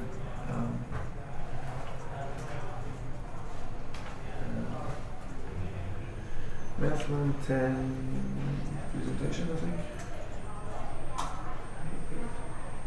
Yes, so one of the stuff they did looked like that. So fairly dense stuff. Also what I didn't expect is that they were in a group and I gave them a bunch of things, that there's a lot of problems, you should help each other, and they said thank you but no. And so you can see each one of them took a quarter of the problem set and did it on their own. Some of them use that. Not all of them use that. If you look at here, they started doing prettier things. That was already in the first. That's week 2, 3. So it's the same homework, but this time you don't get to see really who did what. And I think looking at the history, I could see that they were really helping each other a bit more. And they found these pretty pictures. Some of them they made themselves. Some of them they just stole from the internet. I didn't look at the copyright at all, but at least they were, you know, for a beginning it was already pretty good. And since I was there, I got crazy and I was like, this is math class, let's have them write an essay. So I told them, you have to write an essay, and they were really not happy with it, but they did it. And the first essay was about something easy about the Pythagoras theorem. It's not visible in this one, but later on in the term I asked them to really write something about what's relevant for you between calculus and whatever discipline you like. So here we have something about calculus and algorithmic complexity. Paige wrote about. Pages in my class. Oh yeah, Paige. Yes. She's awesome. Oh yeah, for the nutrition health. So some pictures that they wrote, and the third one is from business. What was interesting is that they were really using that, and they could do more than a traditional essay because they could put a video, they could put pictures. It was really easy for them to create something. And it was interesting for me because I also got to know when they were working, which was mostly 2 hours before the due date. But still, at least you get that information. And so they were working on these homeworks. Every week they would have a standard homework with do these math problems. We were using WebWork, which is an automated homework system when you just put the answer and the system tells you yes or no. So they were doing a lot of the drill in there. They were giving me paper homework, which was more the complicated word problems, which I had a TA grade for me. And then they had to work in groups, creating something a bit more complicated. And the idea was that was a place for me to give them some hard stuff to do as a group. And it mostly worked really, really well. Because it was a course that, for a lot of them, was something where they didn't have a lot of skills, we had that course sort of designed in a way where they were supposed to catch back on pre-calculus stuff, but we wouldn't be able to teach it in their class because we're not allowed. There's some crazy stories with the high school system. We're not allowed to teach pre-calculus in the class, but we knew they had problems with that. So what I did was say, well, here's the list of the stuff from pre-calculus you need to know. You all have to, by Christmas, have CAT call up. So you're going to be split, each team, each group is going to get a topic, and you're going to write a wiki page to explain to each other. And the incentive is, well, it's part of the homework, so you have to work on that. And if you all do your job really well, then you have actually a study guide that you wrote yourself, because I'm not going to do anything about it.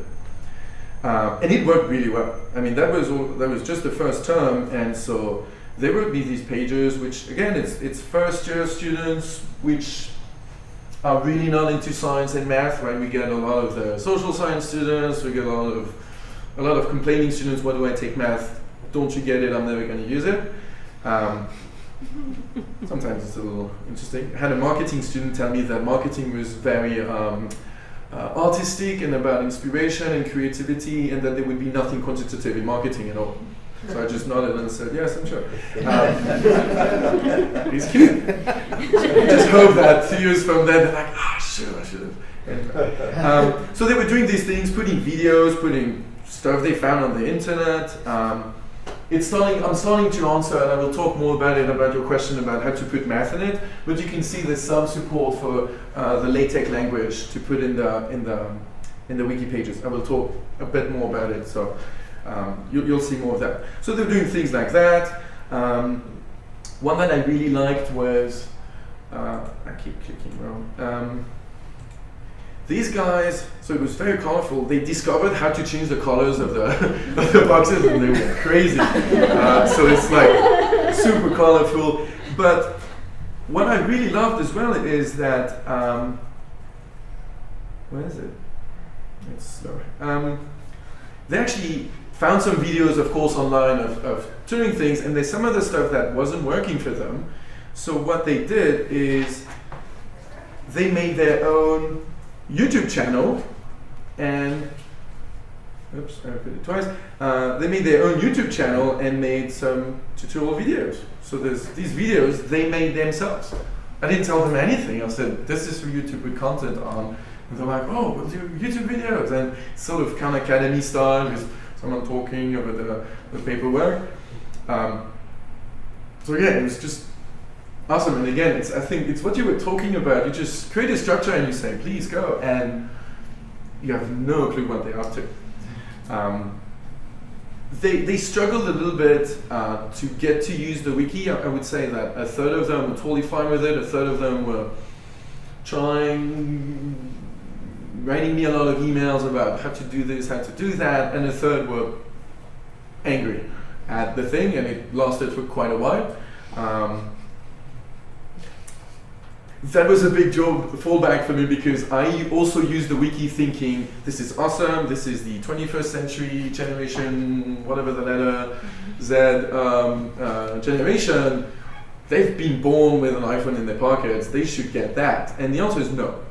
I would get an email saying, I don't get this, how do I write a title in the wiki? And I was like, did you click on help? How do you write a title? I was like, no, I didn't. Okay, you might try it out. You know, and actually they came after me in class saying the wiki was atrocious, and they had tried for an hour, I don't know how, but they tried for a long time and haven't found how. So I was really surprised. So that costed me a lot of time because I was hoping for a little bit more flow. I always try too much stuff when I teach because, I mean, that was only one of the crazy, I mean, the web work was new, and the clickers was new, and the group work was new, and so the wiki was just extra on top. And maybe to finish on that math course, what they also did was, that page really impressed me. So that was trigonomic function, which is a typical hurdle for students. And the group who wrote that, it's not beautiful. That table, which looks really awesome, was totally stolen from Wikipedia. Like they copy-pasted the code, which I think is an awesome way to learn how to use content. I mean, it is Wikipedia. They don't mention, but then at least they say things. But what was crazy was that page that they created, that, you know, it's bits of stolen things from here and there put together with whatever they think is appropriate,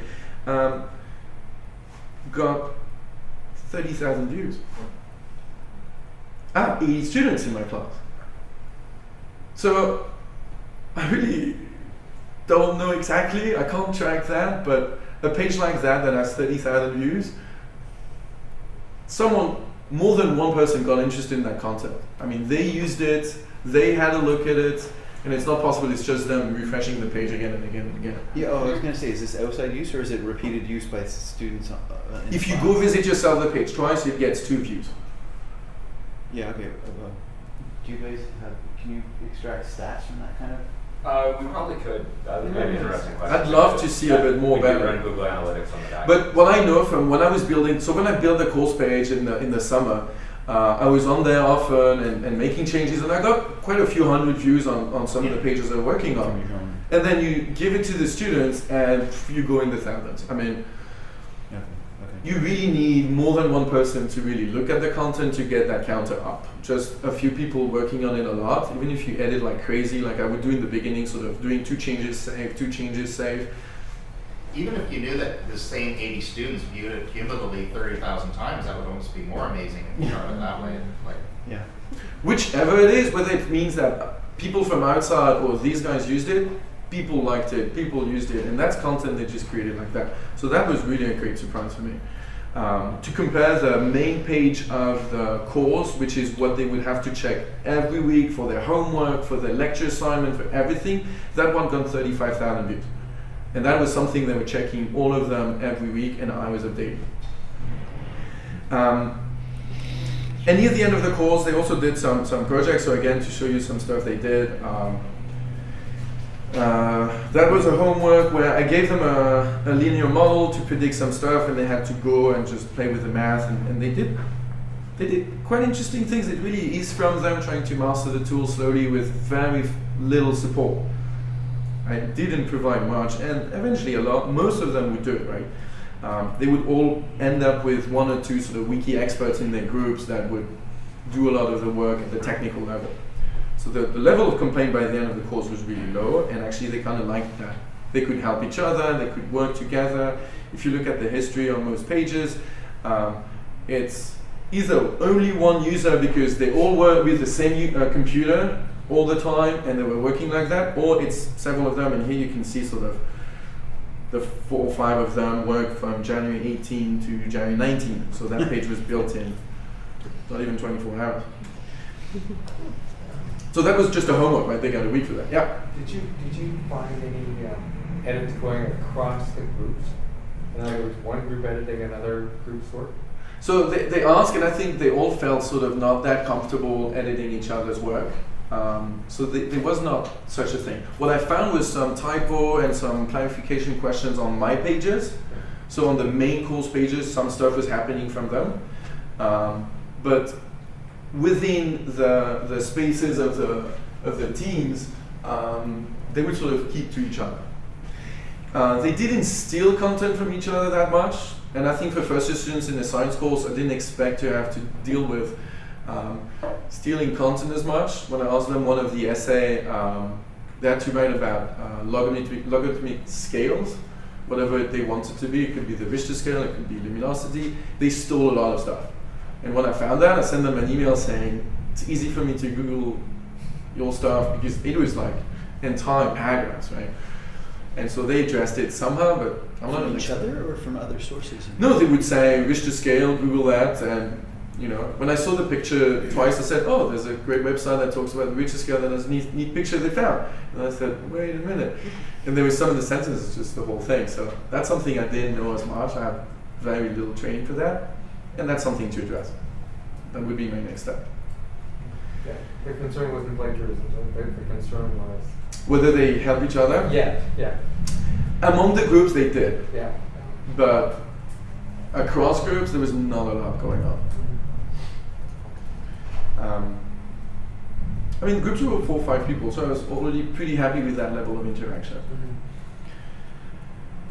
So yeah, so that's what I did in that course, and some of the stuff I was doing. So I wrote a lot of pages, and what I found really awesome was that out of all the pages that course has, most of them they created and they wrote.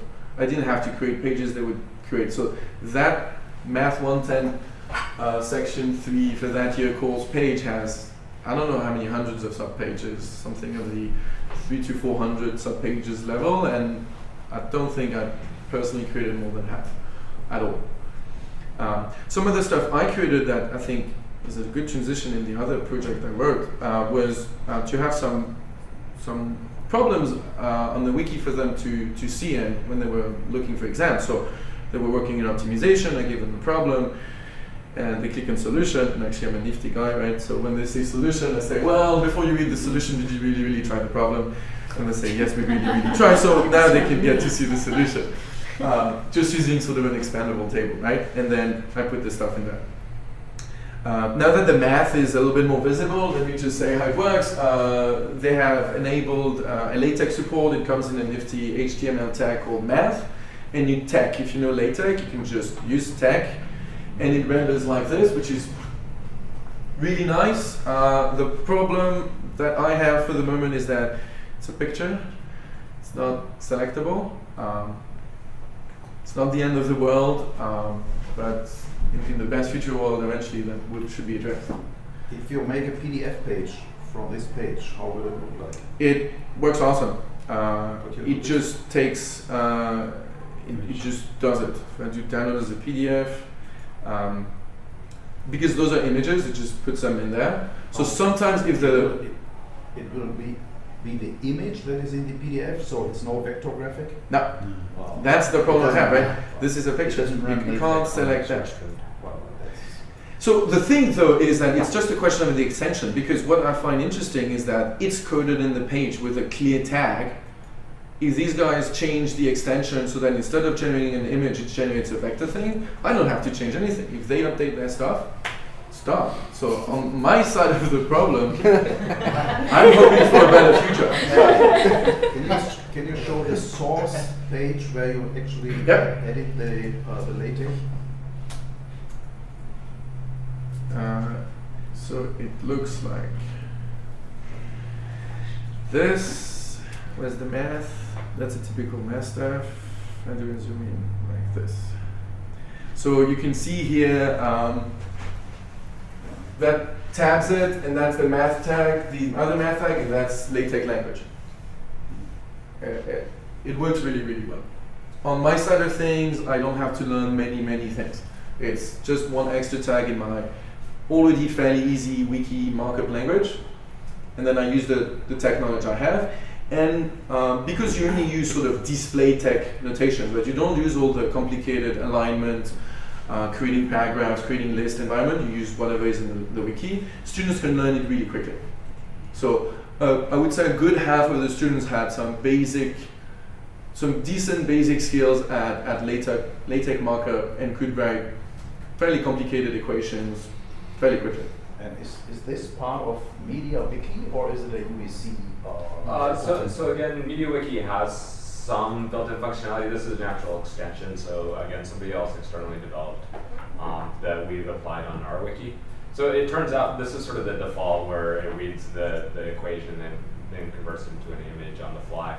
It turns out it's really complicated and complex, and there hasn't been a good solution that's brought forward to doing this sort of vector selectable text. And there are a few things that we've experimented in. I think David's experimented for us on a couple things, and they're just, we're hoping that something comes out that we can actually apply. So it is somewhere in the future we'd like to get. I find it a good compromise, and having looked at the different ways you can put math type content on the web, this is one of the easiest that I would suggest. I even suggested to some of, it doesn't work with the first year course because I think the access is too big, but for a higher level course, to have the students actually type up their homework in there would be better than have them really learn the LaTeX. For two reasons. One, well, there's less access because it's less complicated, and two, that's online. Right? So if a student just knows enough LaTeX, they could type you the homework in there, download it as a PDF and give it to you. You get printed homework with LaTeX for no technical cost, in the sense that that's much easier than having them install a LaTeX and learn how to create environments and all that. So if I was teaching third or fourth year, I would just do that. So that's what I did with the teaching. It was fairly classic, but the goal was to learn some of the stuff. I learned a lot from copying and stealing code from elsewhere, looking at what Will had wrote, and when I found a nifty thing, a table or something, I would look at the code, copy, paste, play, and I learned like that. What sort of was happening here with the show the solution got me and other people inspired into creating a resource. So students, when they learn, doesn't work. Students, when they learn, they study for the exams, they benefit from exam packages. So the department puts the previous exams available to the students. And the math club used to write solutions, print it, and sell it on a piece of paper. The problem was, it's a piece of paper. It doesn't update when there's a typo. The way the math club works, actually, it doesn't update even 5 years after the typo is found, because it's a bunch of undergrads with no structure. So the next committee doesn't know there was a typo they could update. A lot of them don't even know how to use the LaTeX. So the grad students who type the solution, send them tech files, they don't know how to edit. They just like the fact that there's a PDF with it, and they mainly use that. And it's very static. So we thought, can we do better? And the answer was, yes, we can do better. So what it looked like was this. How do I show you that? Let me show you the finished product, and then I'll backtrack a little bit.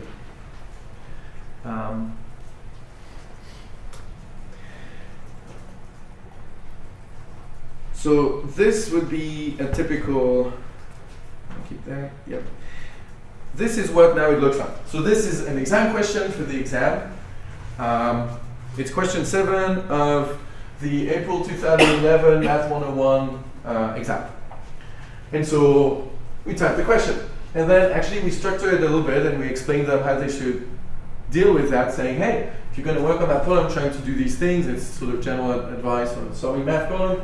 And then what we said is, oh, let's give them hints. So instead of just showing them a solution, we created that stuff where there's a hint, and say, oh, we remember what an integral is, and if that's not enough, we give you even more. We say, well, it should look like that. And then there's more ideas of what they should be doing. You know, if you're stuck, if you want to check your work. I'll talk about the discussion page in a bit, but each wiki page comes with a discussion page, so there was some potential there. And then we show them a solution, right? And we type it like that, and they get to see the solution. So now it's online. When there's a typo, we can edit, and they all get to see the difference. We can give them hints. We can change the way things are. And we really, really like that. It was really nice. So the way now it looks like,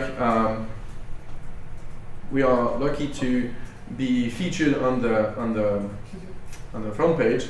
So if you click on the front page, you'll find the main portal for that. So that's the student access to the resource.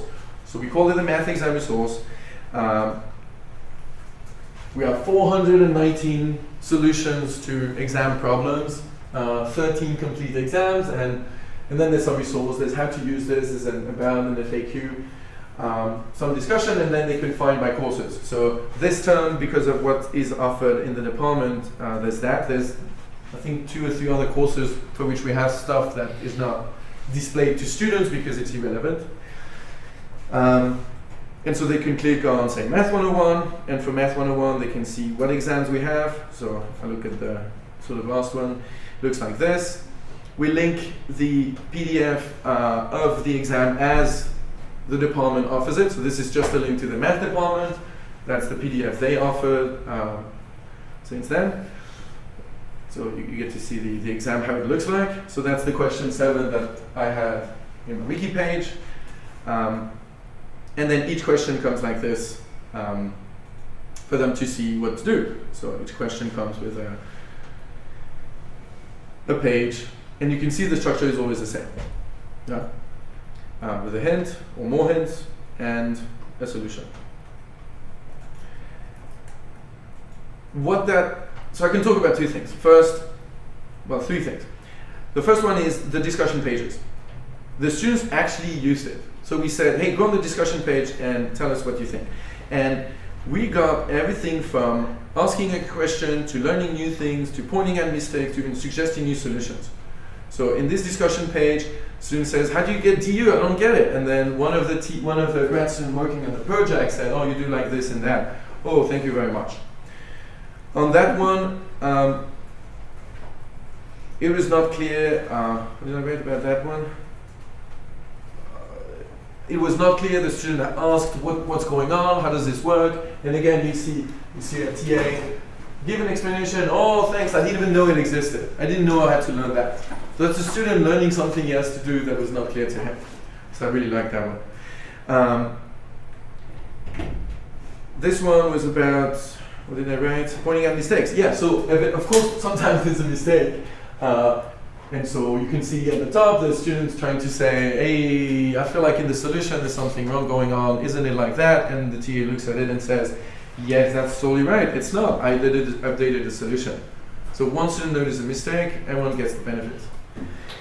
And in that one, another one here, that's a linear algebra question. A student says, hey, couldn't you do that by diagonalizing the matrix instead of what you did? So that's really true. I updated, and now there's a second solution. And so if you look at the page has 2 solutions with the let's diagonalize the matrix version instead of the let's find the eigenvectors solution.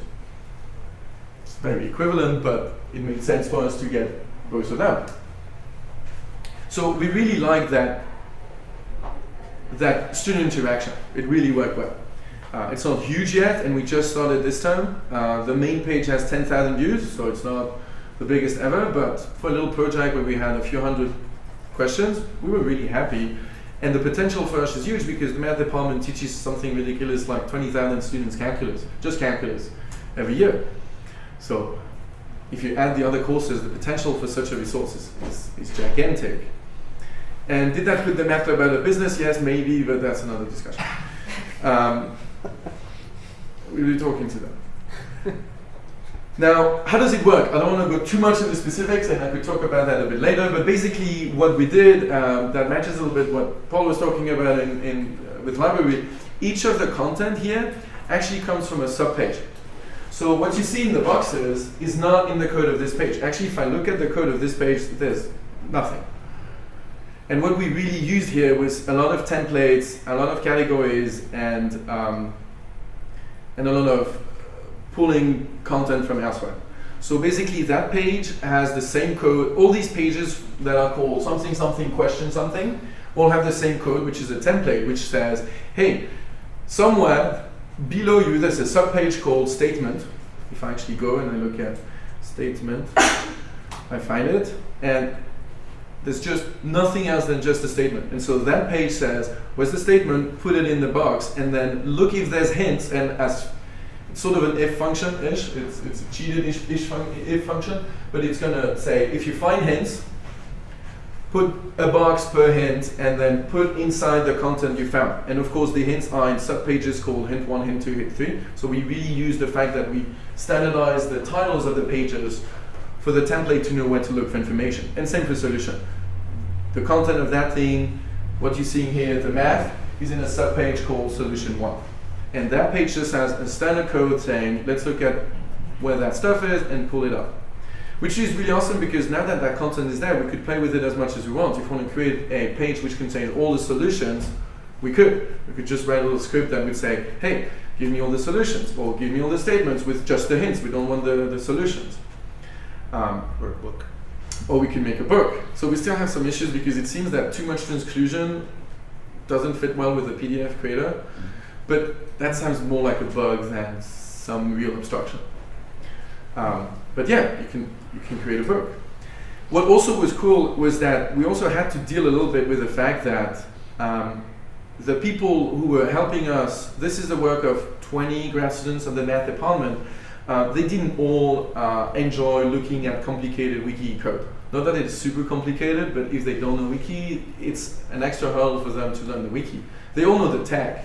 So have them learn to put a math tag, tech stuff, and a math tag. That was doable. So the advantage was for us was that they could just update the content without having to worry about anything. We created forms that generate the pages automatically. There's still stuff we could generate quicker, but at this point you can generate these pages empty really quickly, and then people who just want to do math can click on edit, add the content, and it works. One thing we played with to maybe talk a little bit about what you can do to make the content look different is if you look at this page, it doesn't tell you as much information. If I log out and I log in as me instead, things will change because you can ask the wiki to know who you are and sort of what kind of permissions you have. Well, that's mean. And so when I go in the wiki, that's 20. When I go in the wiki, the page has an edit button for me to directly go to the corresponding subpage. So I don't have to think too much if I don't want the wiki, I just go in the right place. And I get now these things here, what we call flags. Because the thing we had to deal with was we add content, how do we know when the students should look at it? You know, if it's work in progress and half the solution is wrong, how do we know? And we really wanted to review the work because that was one of the problems with the math club stuff, was their stuff was wrong. So we had someone write it and then someone review it. And so how did we do that? When we use categories. So pages come with invisible categories, you don't see them at the bottom, but you see them in the code. And we created categories which basically turn into these flags. I'm not going to go into details, but basically QG means it's good stuff. And then Q, H, and S means the question, the hints, and the solutions are of that status. And that makes a difference for the students. So that if the page was not of a good quality, hadn't been reviewed, then we could change the presentation of the page so that the students know this is work in progress, we don't quite know what's going on. And that's the last point that I can talk about is the fact that we actually created an entire new portal for the collaborators to know when there's work to do. So what we did is we said, okay, let's create a new portal. We called it MER. This one is going to be just for the collaborators, just for the people who put the math in there. And so for that one, they get to know how we work, they get to click on the flags page to know how all these flags work and what they mean. And then we created tables a bit like this saying, okay, right now we have 74 questions who are missing a question statement. So if you want to do some work, click on there. And when you do so, you're going to see a list of all the pages for which we want someone to add a question. So I click on a random question for whichever course I like, and you can see there's nothing in there. And the program is complaining with red stuff, there's no statement subpage. And we give the student something like that, which just says, in which category is this page? It's in a category which doesn't say it's good stuff, so we put a little image for the students to know, by the way, we're working on this. So we can change the content, the display of the information a little bit by playing with the categories. And that's something we're playing a lot, using the categories to sort of flag the material we have. It was not too much code, and the advantage is once the code was written, it was put in on template. And so there's only one page with all that code, right? All these pages is one code page somewhere else that I'm pulling. So if I want to change all these pages, it takes me one page to change. So that page is iterated, I don't know how many hundreds of times at this point, at least 419 according to the front page. I just need to change one thing and all these pages change. If I don't want to change how this looks, I change one thing. If I want to change the picture of my beautiful worker because it's not compliant with copyright rules, I think it is, I do one thing and then Will is happier. And if I go back, so, and on that collaborator portal, we really are able to pull some of the information and put it together in a way that the students could see, but of course in that wiki what matters is not what you can see, is what you want to see. And so students don't hang out that, or if they do, they don't know what to do with it. But we get to put a lot of information for us to know how to distribute the work so that you can play with many people and not have everyone has to know all the delicacies.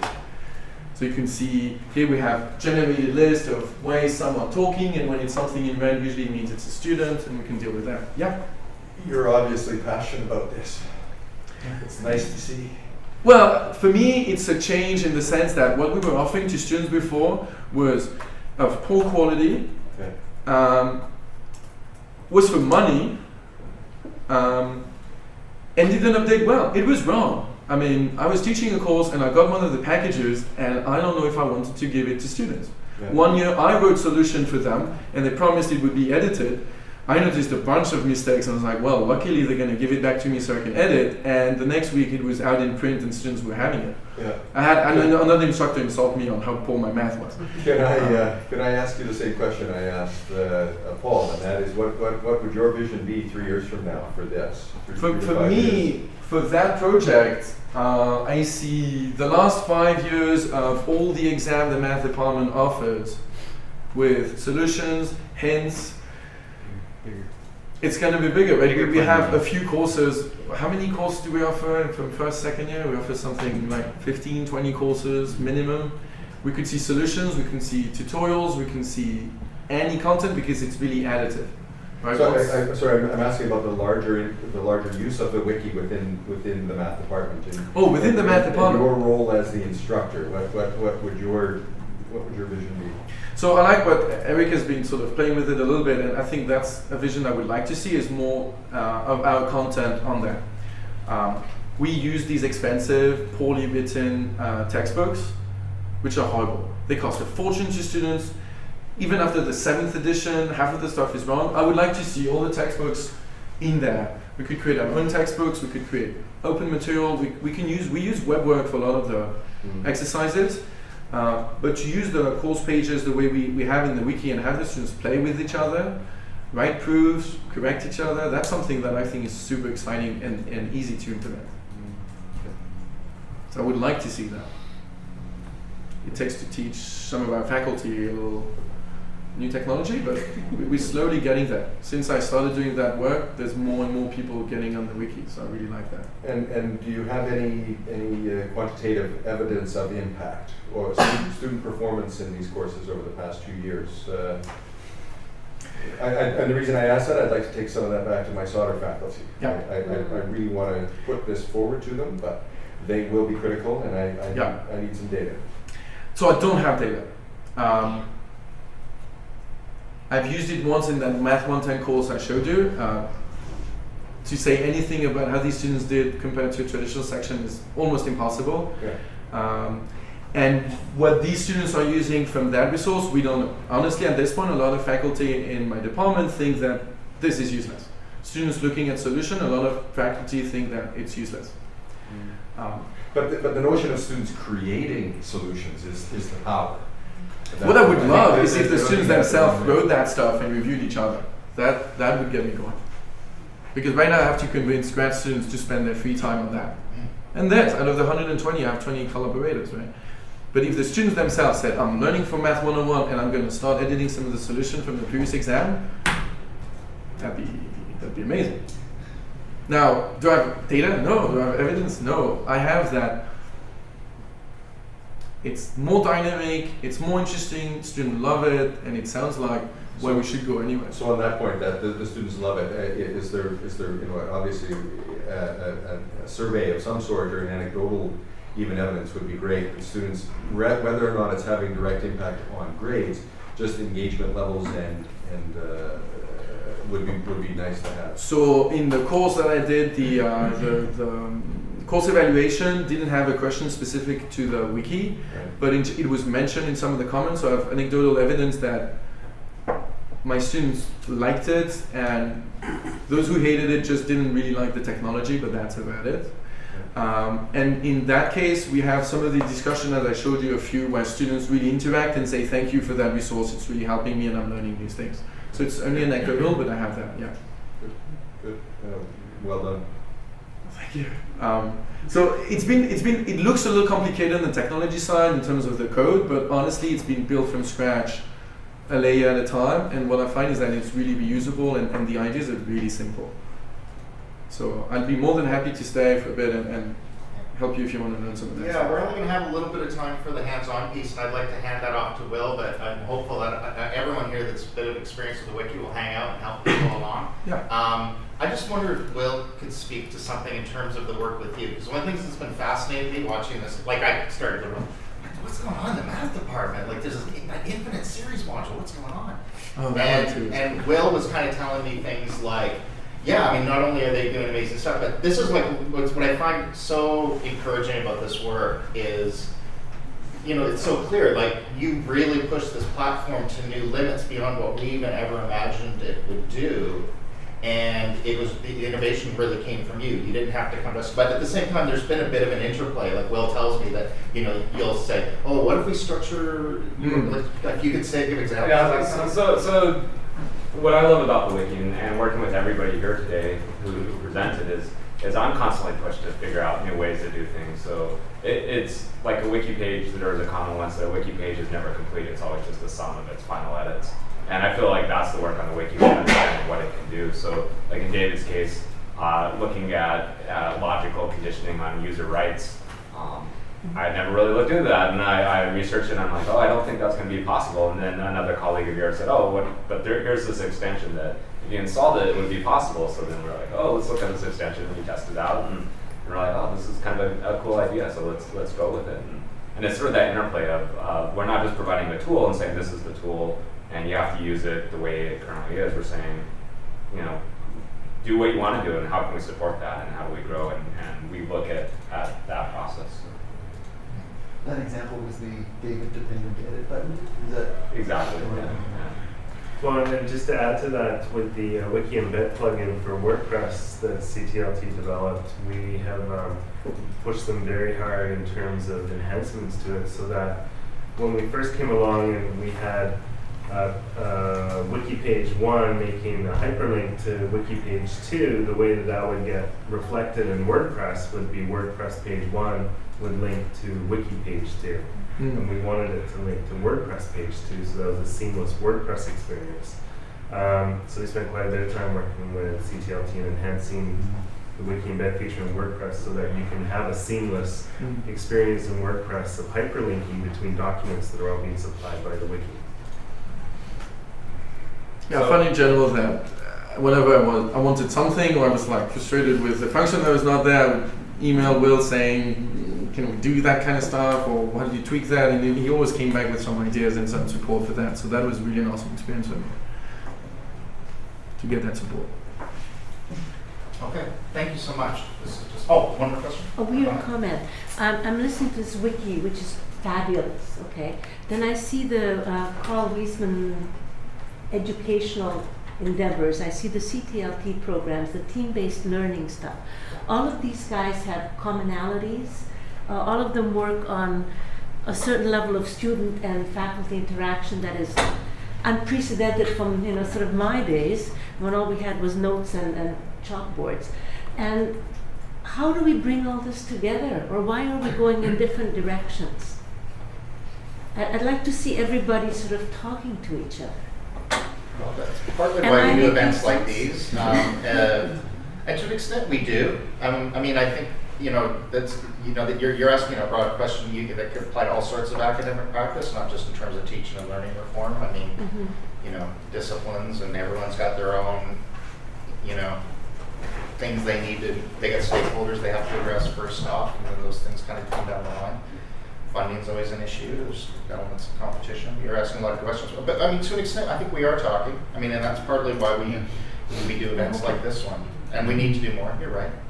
But, you know, That's why I mean, I think openness is so important. Like, at least be visible. You know, that when you can see, I almost don't even care what platform it is, but when I hear about something, can I click a link to it and go look at it at least? That's just such a basic, fundamental thing, and we don't. You know, that's in itself. That's not the end point. You know, openness is not the goal, but it's a really useful, needed strategy. And I think that's a commonality between all those things you just mentioned, at least when they're working well.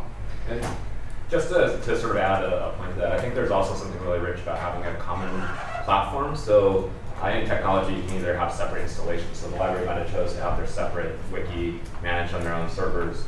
We might have had a different wiki, but having one common platform allows, so David's project pushed this idea of this conditional logic parsing that if the library wanted to use, now that's already been built in. We've tested it thoroughly and supported it. So it's that idea of rather than doing things ourselves, pushing ourselves, but sharing that pushing out on a technology basis as well.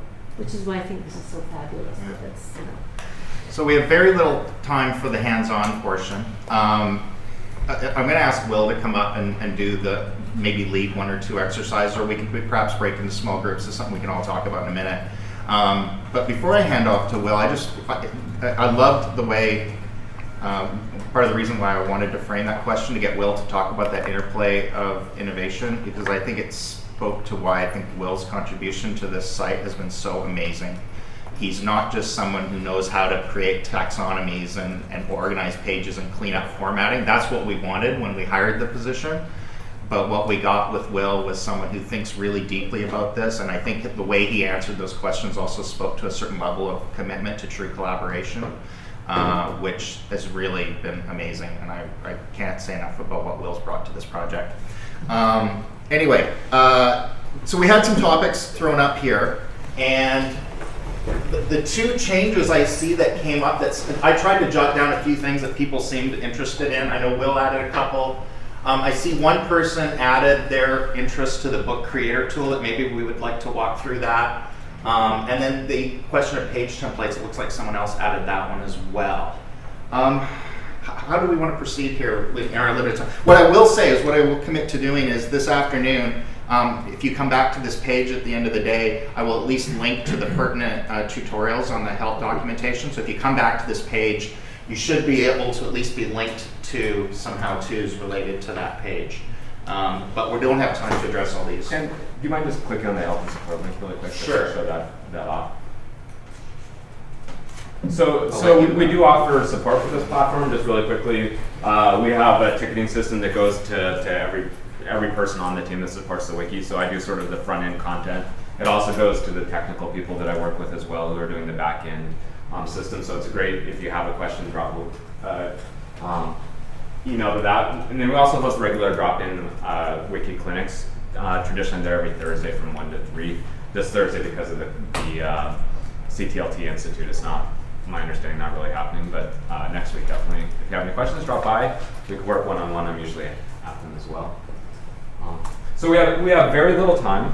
One of the things I really just want to show, because I think it gets missed a little bit, and this might be a little basic, is the idea of watch lists. So basically, the number one question I'm asked is, how do wikis protect a user's work? And simply, they're not.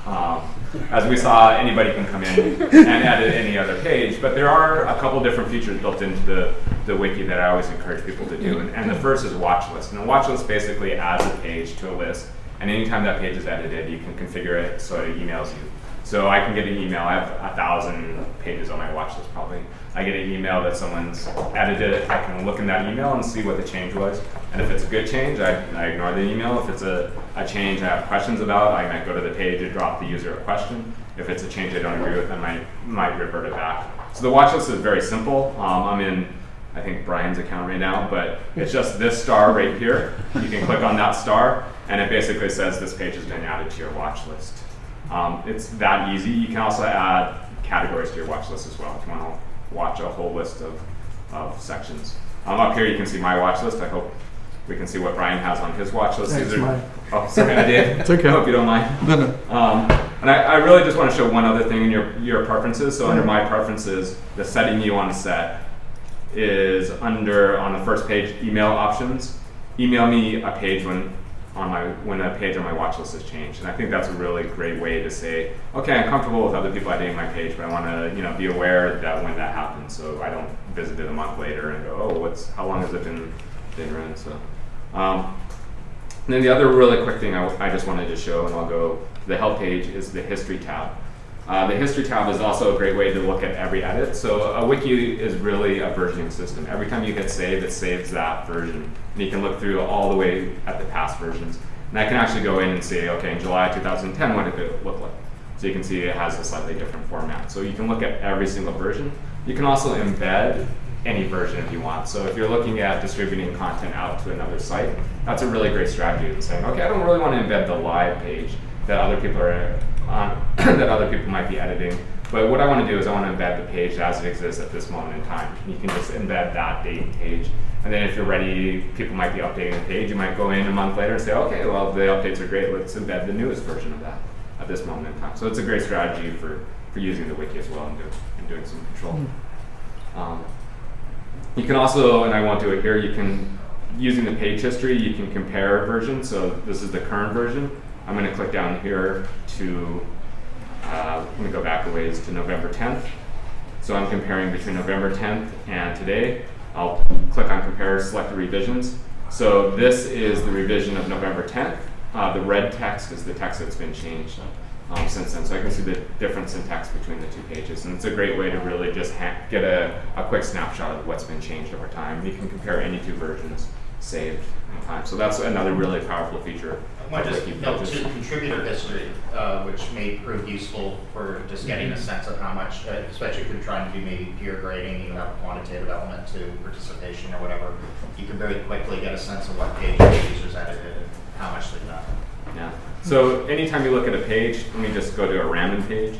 I'm going to go, we have different namespaces. This is the Wikipedia for UBC, where people are adding things like the UBC YouTube accounts, which public affairs used to keep their own list of who had an official YouTube account, but it was impossible for them to go out and continually do surveys. So they said, why not create a page here? I can go into history, and I can see all the different people that have come in and added pages. And I'm going to pick on Joe because he's sitting over here. I might say, I'm curious what else Joe has worked on. I can contribute. I can click on his contribute links and see all the different pages Joe has edited, and I'll click on 500. You can see Joe's been editing a lot on the wiki. So it's a way, if you're maybe instructing and you want to see what your students have been doing, you can click on it. So the wiki is a completely open resource. How are we doing for time? Well, we got 10 official minutes, and I guess we don't want to keep people too long, given we're coming on my lunch hour. We probably have time to maybe have Will walk through one of the topics that was named. I know we got a +1 on the book creator tool. But now would be the time for people here to speak up if there's one thing that they've seen someone do here today that they would like a little bit more detail from Will on. Was there any general specific topic? Would you like to just see the book creator again? Is that? Oh, that was me. I have a bunch of questions about what it can do. Some of them were answered talking about the math. I assume that there's, I mean, for math books in print, I had similar concerns to Oliver about the quality of the PNGs. Yeah. So is there much potential for, I mean, I've started goofing around with, scripts to do regular expression changes from just Wiki ML to LaTeX myself. Right. Can the Wiki book export just the Wiki ML as a file, and then I can have a dream that somebody will help me or make their own extension that will convert that into a PDFable LaTeX or something of that sort? Yeah, offhand I'm not sure, I have to say. So again, it turns out to be much more complicated to deal with LaTeX, especially when you're passing between mediums, tends to be where the hang-ups. We've also had issues going from MediaWiki into WordPress on those deals, so the simplest solution is to convert it to an image. And that's sort of what most of the robust sort of extensions. We are investigating other extensions, and I think everybody's sort of hitting this problem now that the idea of passing content between mediums is really taking off. So we hope that there'll be something in place. It's something that we would definitely support and definitely want to jump on, but at this point, there's nothing really robust enough to operate on, so that might be a whole different case in the fall. And the book creator, it's always PDF. Is there? So it also right now supports I think an open document format, ODF. So the book creator is created by another. It is an extension to the wiki. So rather than develop it ourselves, we wait for the new versions to come out. So the new version they promised will be out soon. We're hoping as soon as this summer will support EPUB as well. So. What about an image that is given in vector graphics? So say you have created with Illustrator some file with the EPS suffix, and you include it in the MediaWiki document, and it will show a PNG probably on the web page, right? That's a good question. I'm not sure. Then you make the PDF, and then again it is only the PNG that is with low resolution enlarged in your PDF, or will it be vector graphics on the PDF? I don't think you can upload vector graphics, EPS, or others to be visible in the wiki. Like, it doesn't do an automatic conversion as far as I know.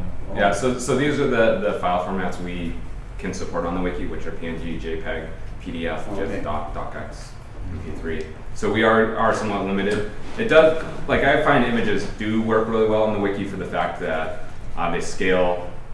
I'm just going to just click on this image, which we'll go to the image page.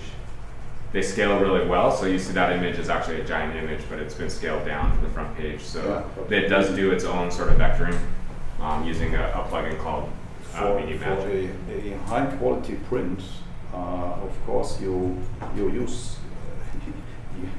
the vector graphics format, right? So I think that is very important that you have the possibility to include a vector graphics image. Okay.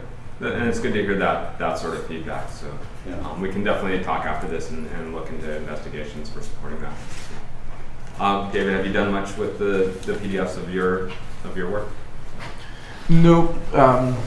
I tried to do a book with the math exam stuff, and so what I'm looking at now is trying to pull out the content differently, and then do books about that. But that's what the plugin has a. With the transclusion. Yeah, he doesn't like it, but For the book creator, is there the no wiki tags? Is there a no book and only book option? Yeah, it exists. Yep, exactly. So one of the great things, and you can let me just do that. I think it will be triggered with just a single page PDF as well. But there is a category called, I think, not in book or something like that. Yeah, not in print and not in book. Not in print. So exclude in print. So templates in the category exclude in print are not included. So this is a great idea if you're building a complicated page and you want to have a view of a, let's say, navigation tab in the wiki, but you don't want that navigation box to show up in your print because it doesn't really make sense in the print format. You would build that navigation box as a template and then create that template as you would add that template to the category exclude in print, and then it wouldn't get called into the print document. Somehow I did my work so that we didn't have to print stuff, so technically I don't care, but there's some grad students who think it's a great thing, so I've been looking into it. But I like the fact that it's just online, because I feel like now with the iPhones and the iPads and everything, that's what the students have access to. So I'd rather make it look nice on an iPhone than find a nifty way to put it on a book. So that's really where I'm coming from. Yeah, I don't think of books as print. What I'm talking about is being able to actually have a single document that you can put on a web page, and that you can, I've documented in like a PDF format, or single entity, whether it's web based or not. Like, I mean, I guess you can use transclusion tricks to generate an HTML or within the wiki, just pull out the pieces that you want for the book. Yeah, we have one that I can just show you where if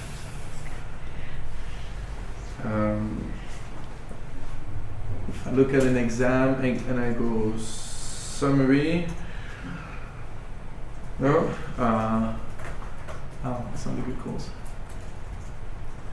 I have a transclusion trick that, if it works.